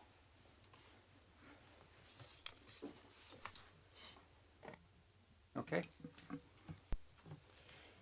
I don't think that requires a motion or at this point, or just clarification of that.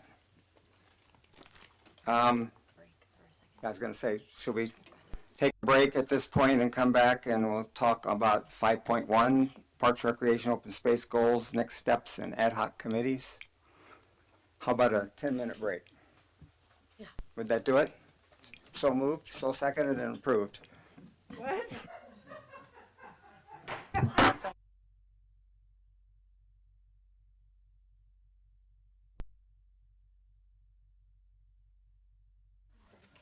Hi, thanks, Dave.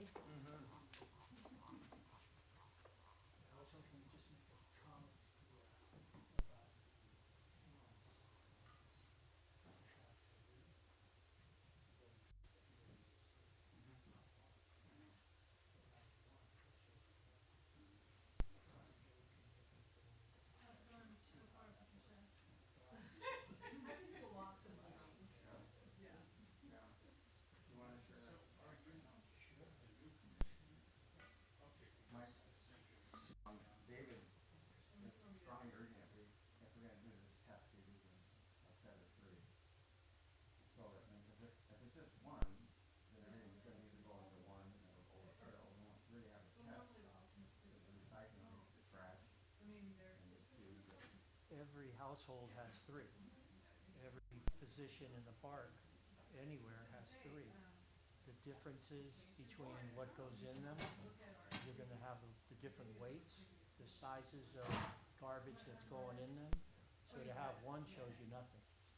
To have the individual compost, garbage, recycling, and see how they're used by the public, will show you what you're buying. We'll miss our deadline. That's, Just to get one bidder took a while. And bottom line is, I mean, yeah, that's, we rushed to get one candidate. where's it coming from? It's being trucked here tomorrow. And it was a reveal yet. Yeah, and so what you're saying is purchase 6. No, what I'm saying is bring test, not even 6. No, okay. They will not send these out Well, as tests. We purchased the 6 that we put out at Carney that the CSCC approved. all I'm So saying, you're, we can't get them as a test. We can't get lenders. Yeah. I'm buying. The 6 that we got out here, that the CSCC approved, we purchased those. Yeah. See, I'm not even saying 6. In my mind, I would want 3 at different locations to see how the public uses it. But if you can only get, if you can't get 3, I wouldn't do it. What's the one gonna show? I thought when you were talking about this earlier that it was the mechanics of it. It's all of it. But the thing is, you've got the separate garbage, the different garbage components going in, 3 separate bins. One won't show you what the glass bottles does, the cardboard does, the wet garbage does, and the compost does. Joe, the way that I look at this is, regardless of which type you get out here, there's a space that you have to put in, and we've looked into that with different types of models that were presented. And that is a finite thing. Will a pizza box fit in any of these? No. No, it won't. Any. And the one that we brought that was bigger, you guys remember how tall that thing was? Yeah. It's 5 feet tall. Yeah. So what I recommend is that we take a look at this, and there's information available online that you can look and see what are the different options that are available. If there's something better that's out there, we're more than ears to listen. We don't have time. We don't have time to purchasing 6 of these. That's not going to be cheap. Just have the 3 that every household has. Well, Oriana's been the one that was working with the company to get this one. And so, but I'm kind of, I mean, one of the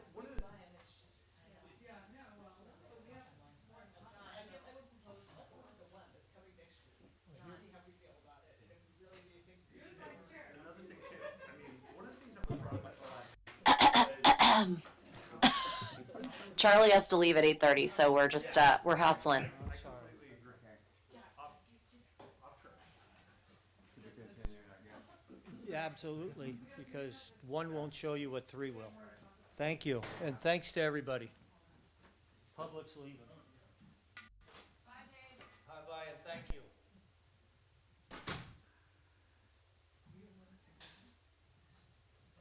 Are we over our 10 minutes? No, that's all good. I think we're over our 10. Can I just make a comment on this last item before we move on? So it's the 130 on, and the 200,000 was a roll together. So it's my 130 that I have allocated in 2020 and 2021 that's incorrect.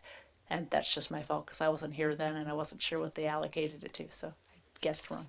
But it's of the 200,000 and that April 18th was a combined total from the 2 previous years. It was the 120 and an $80,000 ask. And I'll confirm that our measure and oversight reports say as much, but I think that's what the error is there. Could you send that correct version of that to me You or bet. to the commission, please? Yeah. And I guess we're back in order. I always like what Thomas Stoppard said, once a playwright, if we can't hope for order, let us at least retreat in style from the chaos. So we're in style so far. Last item on this before staff comments is the commission members' reports and comments. Parks, Recreation goals, next steps in ad hoc committee.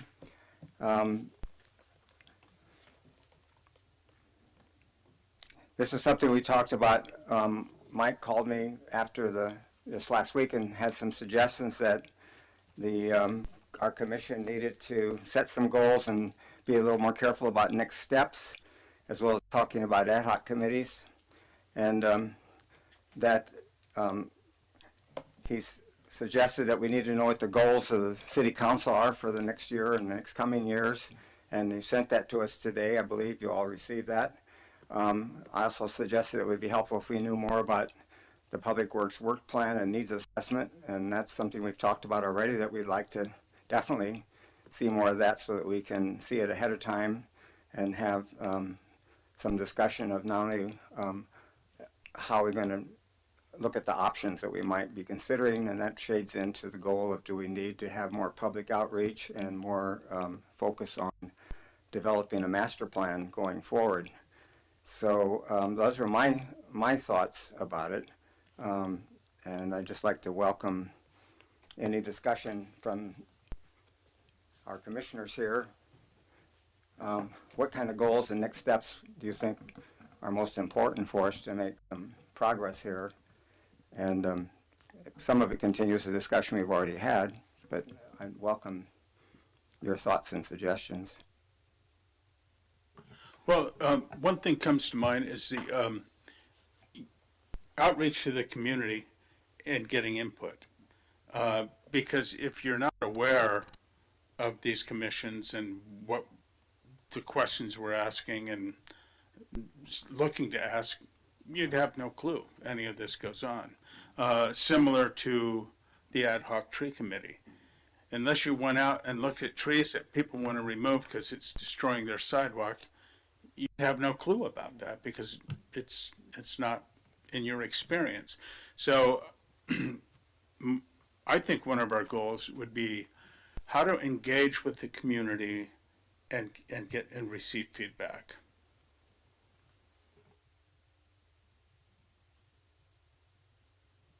I still circle back to, we need a point person for all of this stuff. In Public Works? No, I mean, essentially, but like an official Parks and Rec staff member That's it. to the point person. I mean, to me, that's a top priority. To me, that is the top priority.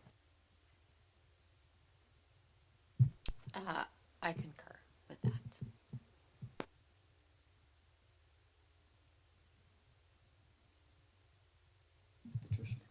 So it's Sarah, right, that is, Sarah Tracy?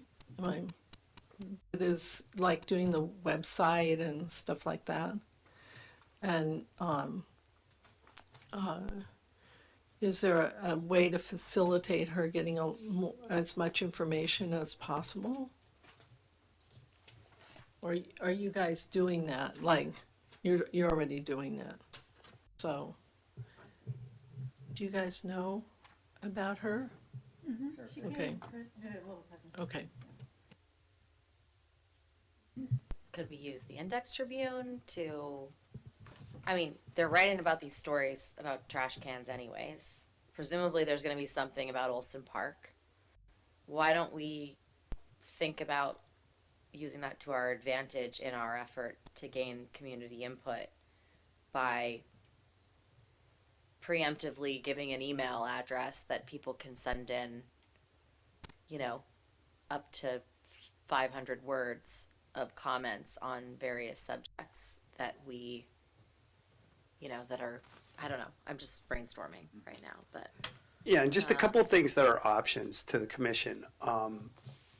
There are companies out there that it's their job to put surveys together like this, push data out, collect it, put it in a good format that is presentable to the commission and whoever else wants to take a look at it, and hits home on the points that you wanted to get responses back on.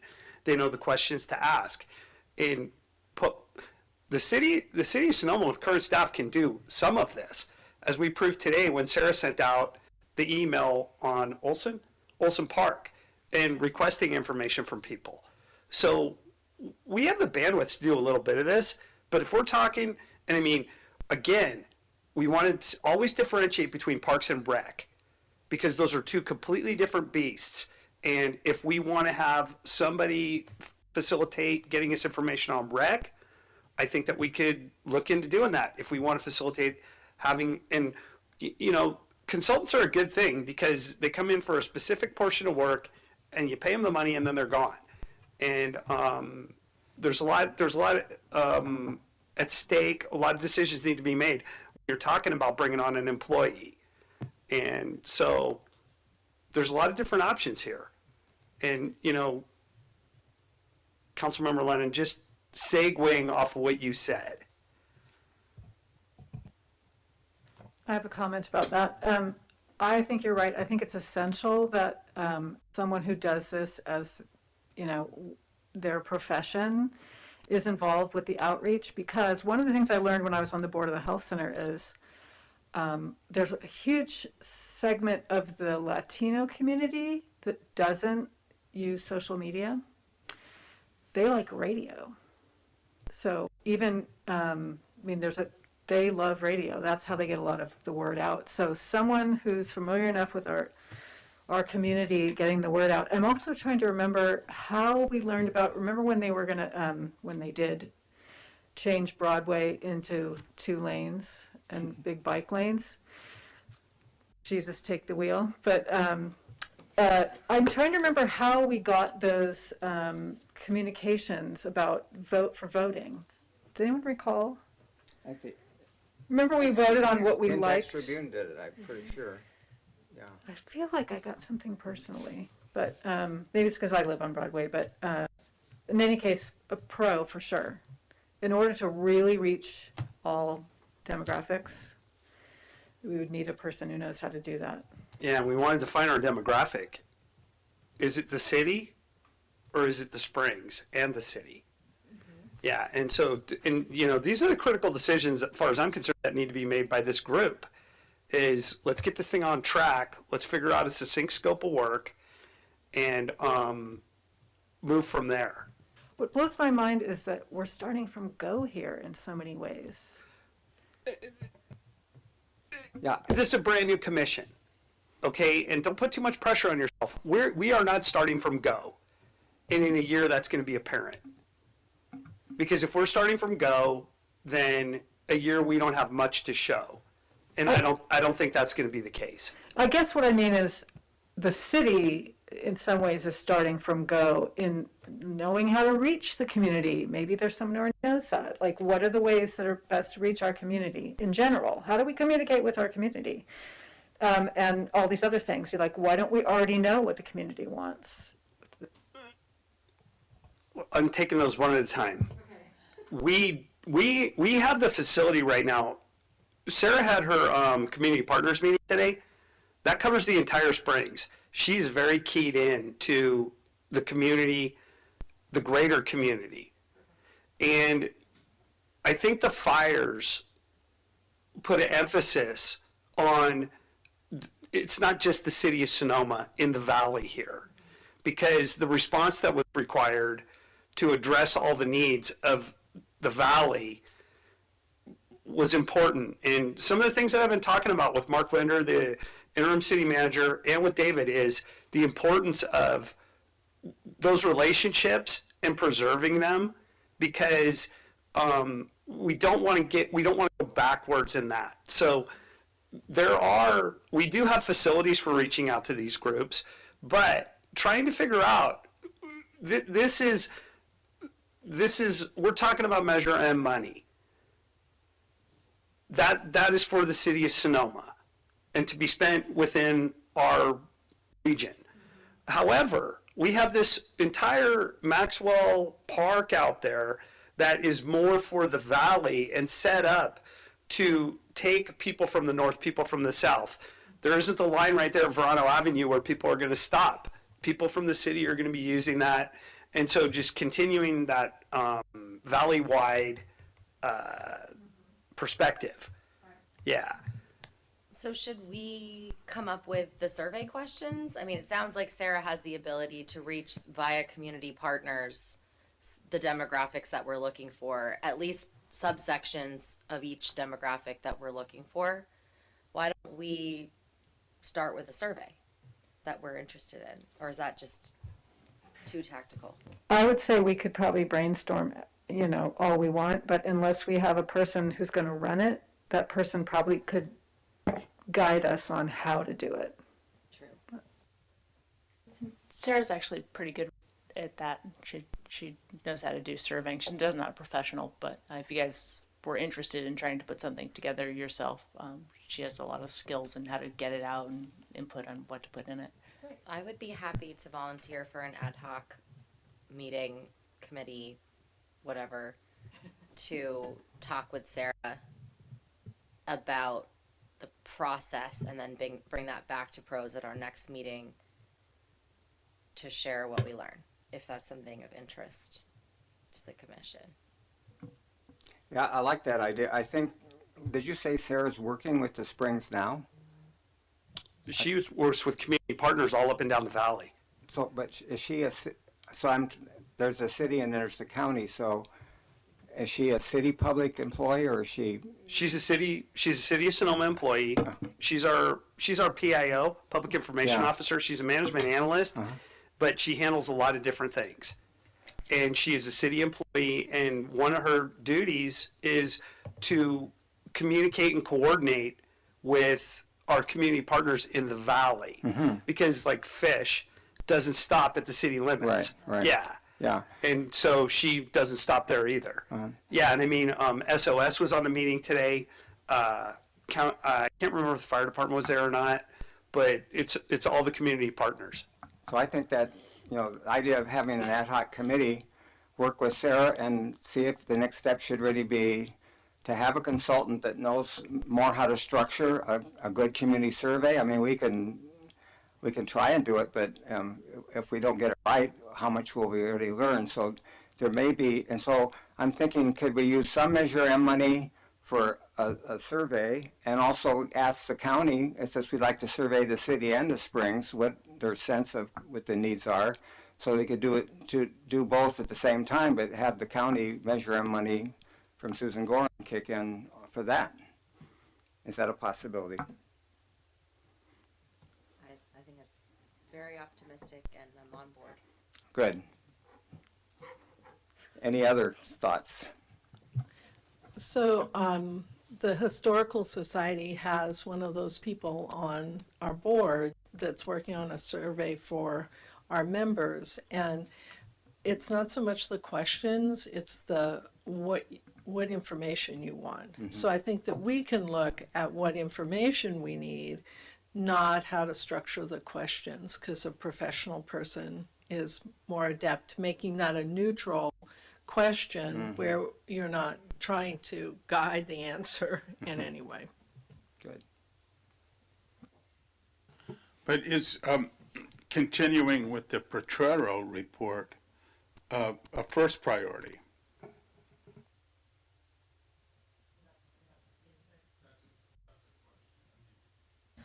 Well, I think this is kind of linked to that, right? Because in my mind, when Karen, you guys tell me what you thought, but when the sort of mic drop at the end was effectively carry the torch forward, but we need community input on a needs assessment for, in this case, recreation. It truly was more recreation oriented.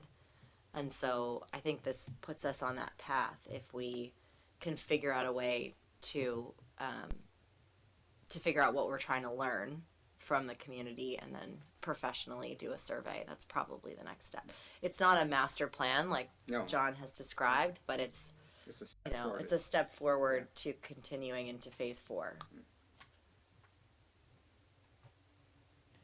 I could probably join you at that meeting and or an ad hoc committee. I just have to say on a personal note that I because we didn't know the makeup of the commission when we started and we all signed up, I saw quarterly meetings and I went, oh, I can handle that.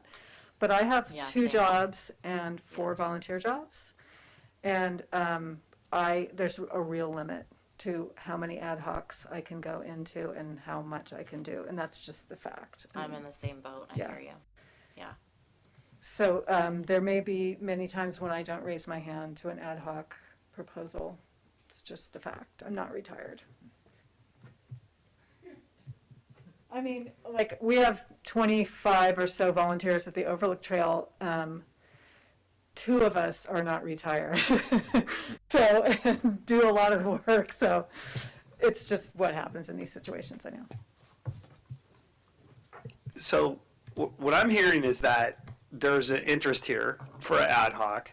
And in item 5.1, what we tabled and wanted to discuss was, is there any other areas where we would consider putting an ad hoc together? Commissioner Tolbert suggested feedback, outreach, community survey. Commissioner Mizuraka talked about, pursuing a point person, thinking about a point person. I don't know that that's necessarily ad hoc, but I do see 2 complete independent pathways here going towards communities coming up with a good way to get good data from the community. And that's a heavy task right there. I mean, if we came up with 1 or 2 ad hocs similar to that to me is a good task and something that we could report back on at our next quarterly meeting. So any other interests? We have already expressed interest in trees, and we're talking about an ad hoc committee for the 2 or 3 trees that we have to get the tree, we have to make a decision on those applications for removal. So is there any other interests that the group has on other ad hocs? How about this one? I'm looking at the city council's 1-year goal setting. And for what they'd like to see next year is a plaza master plan. They want to definite scope and goals, create an ad hoc, it says, prepare and send out some RFPs. And then it also, at the very, it says they also want, under traffic, plaza drop-off, ADA, and parking, bicycle parking. So it seems that if we're to meet what the city council sees as a goal, that we should think more about can we do that without an ad hoc committee dedicated to that specific project. The Plaza Master Plan is being discussed at high levels at the city. And currently, the city's right now reorganizing their planning and building departments into one department, and they've hired a community development director. She's coming on board within 2 or 3 weeks. And there was an announcement sent out among staff. Okay, that person is going to be key and critical in moving the Plaza Master Plan forward. I would hold off on taking on the Plaza Master Plan until she has gotten into her chair and is comfortable and has had time to think about what's happened in the past and how to take this thing forward, if it's going to be taken forward. Now, the other point that you brought up was the parking plan. And as I've told the commission, the parking plan is alive and well. We're currently working on that. And that's the one that has a bike parking component. We're going to analyze ADA spaces, and we're also going to analyze drop-off zones, green zones for Uber Eats, people that want to run into Mary's and pick something up in 5 minutes, etc. So that is right there, and it's right in our headlights. And to me, the plaza is a real tricky place to get things accomplished. It takes a lot of thought, it takes a lot of involvement, and it takes a lot of feedback from the community. We think that we're at this point, and some staff has gone around with council and talked about bicycle parking, and I've heard that, this is even a little bit controversial. And so we're putting a plan together to move forward with that, and when we get that report done, that could be sent to the commission, an ad hoc group. An ad hoc group could be involved in the current state and how it's moving forward. Yeah, and our plan is to bring that report to the commission when it's, it got stalled at the end of the year and it needed additional money, and it's in the process of, starting again. Mike, I'm sorry, are you talking, which plan are you talking about? The bicycle parking specifically, or? Plaza parking. Plaza parking. Which includes, I mean, they're not just, deliverables that this includes are bicycle parking, handicap parking, and drop-off parking. Okay, but in addition to that, there's a lot more engineering that's being looked at that I don't know off the top of my head, and I don't know that commission really wants to hear that. But those are the 3 deliverables that this study is providing. Yeah, if you could send us that when it's available in draft or final form, that would be great. Yeah, we were planning on bringing that to the commission. Okay. Yeah, and like I said, staff's currently working on it. Good, thank you.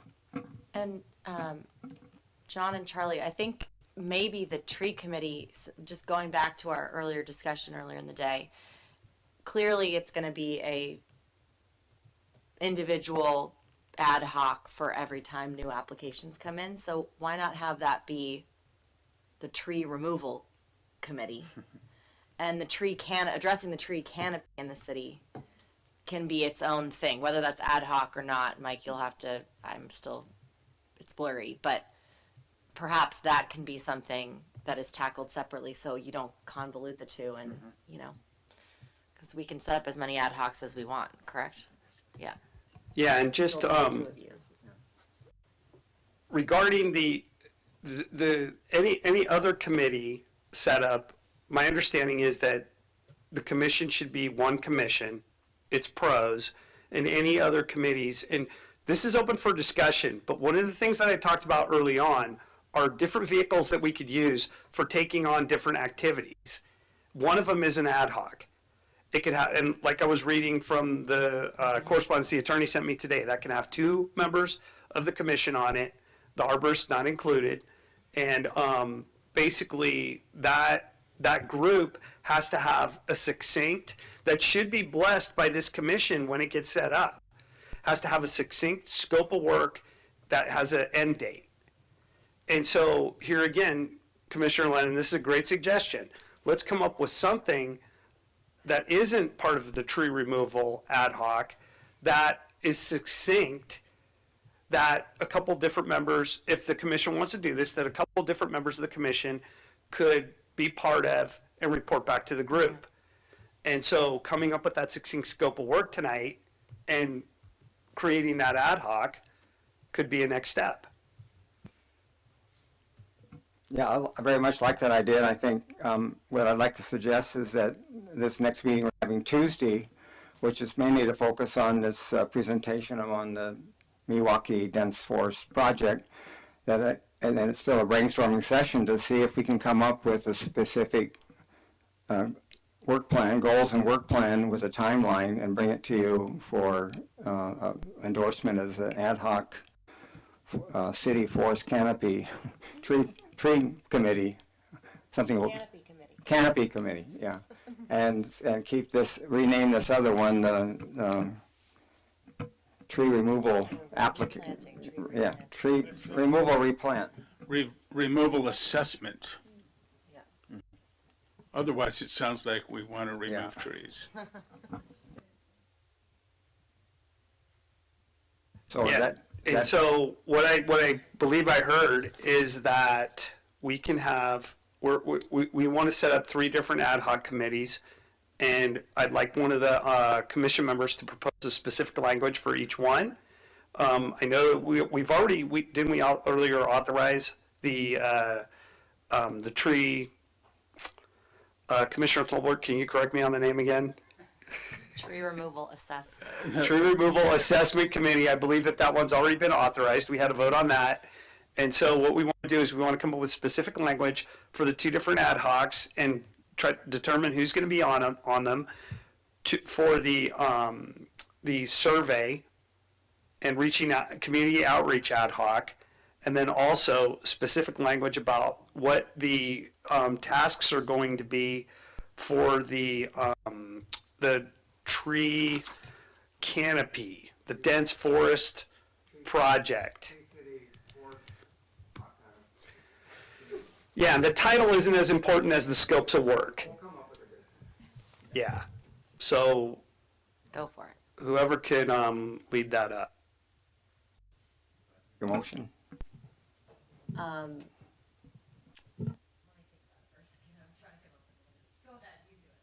Something like community outreach consulting Committee. Outreach survey. or community outreach survey. I just want to know, I mean, right now we're talking about having one meeting with Sarah. Yeah, so So I, don't- you know, I'm. yeah, I get it. I gotcha. Okay, so I propose or I motion to have an ad hoc committee created, which will be called the Community Outreach Survey Committee For parks. for For parks. for recreation. For recreation. Community outreach recreation survey. Mm-hmm. Community outreach recreation survey. For which, between now and our next quarterly meeting, we'll meet with Sarah Tracy, myself, and Commissioner Mizraka. And the scope of work will be to define, this is the hard part because I'm trying to think about it from your desired information, thank you, to lead us down the path of a community survey. That was jumbled, but I think you hit the nail on the head. perfect. I'll second that motion. So I just want to clarify, Please. is this survey just for recreation or for parks? No, it's going to focus specifically, well, it's going to figure out the system by which we can do a survey so that we can utilize that for whatever purpose we want. So, We can approach that at the next meeting and design it. But this is a follow-on to, Got it. yeah. any further comment?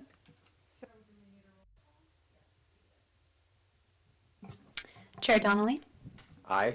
Vice Chair Lennon, Aye. Commissioner Mizaraka, Aye. Commissioner Tolbert, Aye. Commissioner Cullinan. Aye. Thank you. The motion carries unanimously. I guess I'll move that we create an ad hoc committee, let's call it the City Tree Canopy Committee. And we will be looking at bringing specific goals and time frame to the next quarterly meeting for approval. Regarding the tree canopy? The tree canopy, yeah. and- Regarding the tree canopy? Right. Great. So it'll probably include having specific pilot demonstration projects like the Milwaukee Forest project, and then also have some specifics about how we'd like to see the tree ordinance modified or a new set of city incentives to promote private owners to adopt a yard tree kind of program. So those are the kind of specific areas I see where this is going. Second. Chair Donnelly, Aye. Vice Chair Lennon, Aye. Commissioner Mizaraka, Aye. Commissioner Tolbert, Aye. Commissioner Cullinan. Aye. Thank you. The motion carries unanimously. Who's on that committee? Well, right now, I am, and if you'd like to be on it, you can be on both, both Charlie. And else anybody else would like to be on it. Yeah, I think we're just getting Well, no, 'cause started. it can only be Yeah. two of us. Yeah, Only be two. yeah, that's right. And of course, John I Missouri. mean, the case of Charlie Vonda. Yeah. Yeah. Okay. Thank you.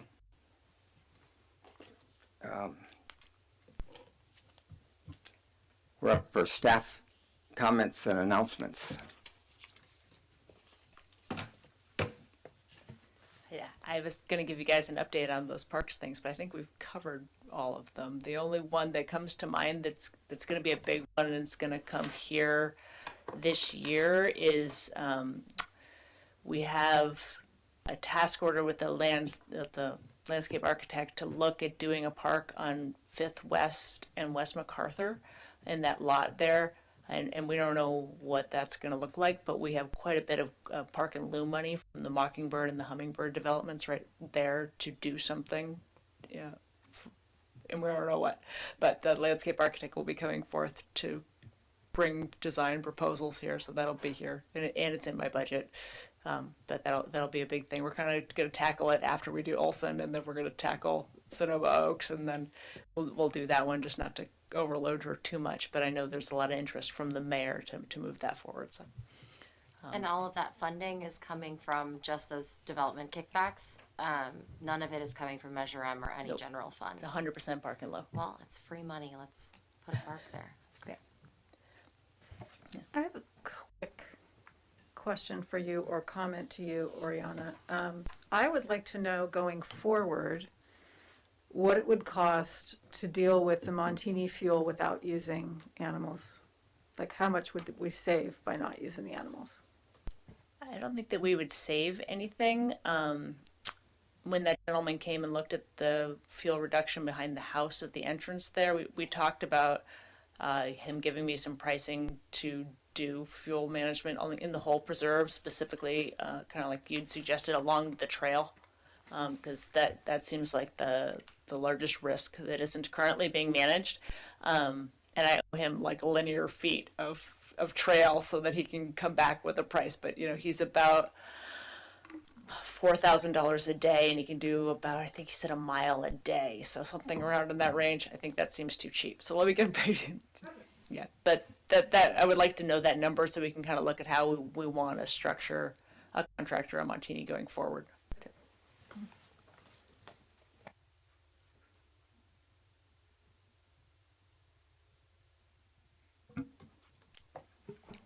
Are the sheep that were out there this week, are they effective? I kind of like them. People like them. They're effective. They're effective at reducing grass. They're not very cost effective for the amount of space they cover for how much they cost, but they're cute. So It seems like they should be paying us because they're eating. right. Oh, and that's not true. I have another park project in conjunction with the Overlook Trail Stewards. We submitted a grant to the Regional Recreational Trail Program State Grant Fund today that would theoretically fund some rehab on the Overlook Trail, and the city has offered some match money that was left over in last year's budget from our connector trail that we did to do that if we were to be recommended for funding. So that was the extra hitch. That was the extra hitch, yeah. Okay.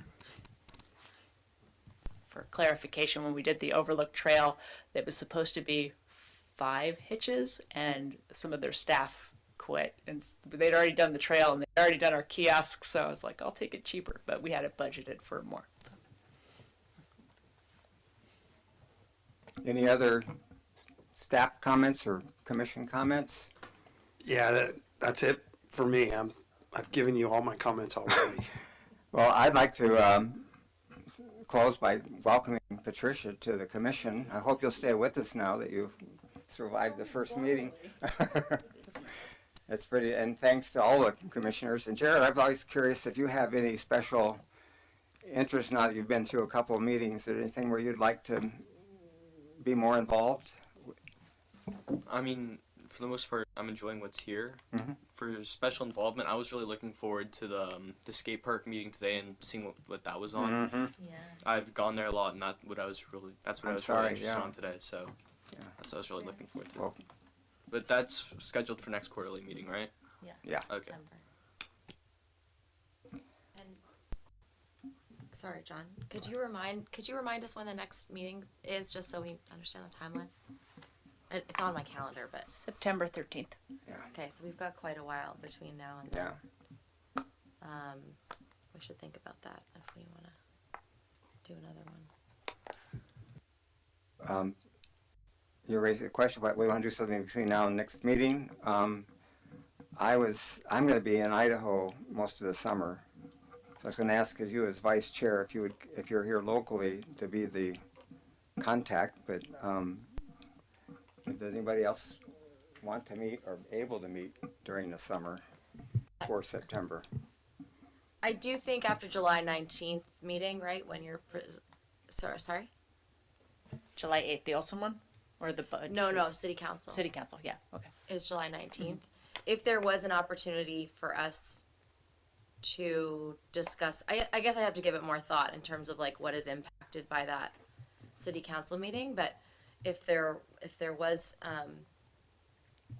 interest in having a special meeting between now and September, I would certainly be open to it. If there's more work we can do, if people are local this summer, I am traveling for part of it, but we can coordinate calendars. I'm here, a lot of the summer.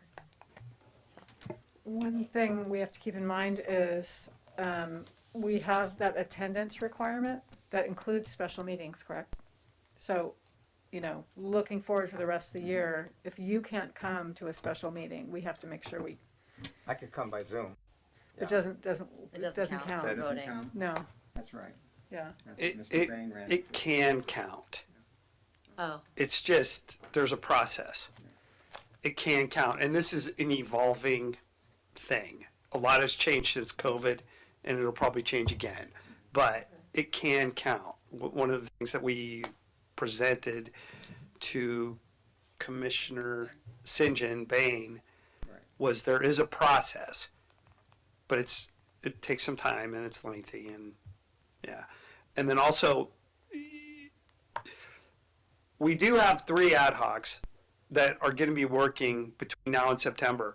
We're also going to get you the final copy of the Parks Needs Assessment. There is things that can be done. Staff is around. Staff can support individual projects.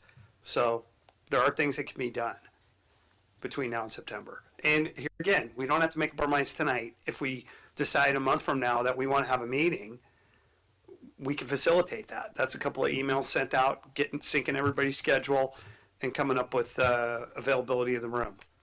So this process you're talking about by which someone can officially participate by Zoom, and you say it's complicated, how long does it take? I mean, we could just put this off until later in the year, and if someone starts to get to the point where if they miss a meeting that they have to miss, and we need to do that, is that something we can do kind of the last minute, or how does that work? Or is Well, we it could sort of get- an official thing we have to do across the board? We can give you we'll send out the rules because we found them.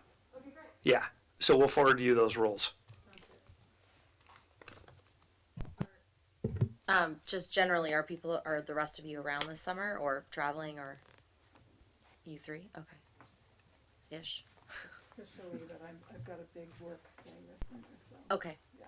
Okay. Well, let's decide later. We don't have to decide right now.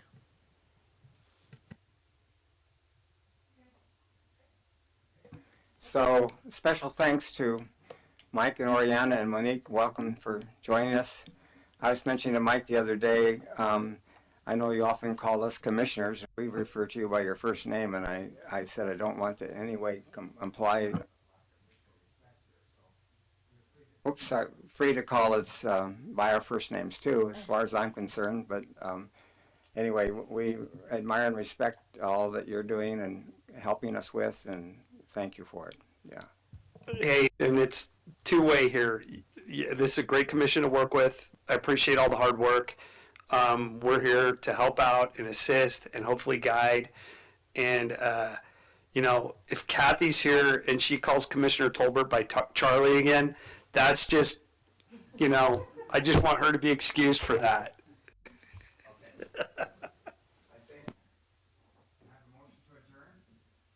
Motion to adjourn? I move. Did you just move, or am I moving? I haven't asking for a motion to I adjourn. move to adjourn. Second. All. 10 minutes early. Charlie, I think you have to leave at 8:30 every meeting. You gotta take a roll. Chair Donnelly, Aye. Vice Chair Lennon, Aye. Commissioner Mizaraka, Aye. Commissioner Tolbert, Aye. Commissioner Cullinan. Aye. Thank you. Motion passes unanimously. Meeting closed. Sleep well.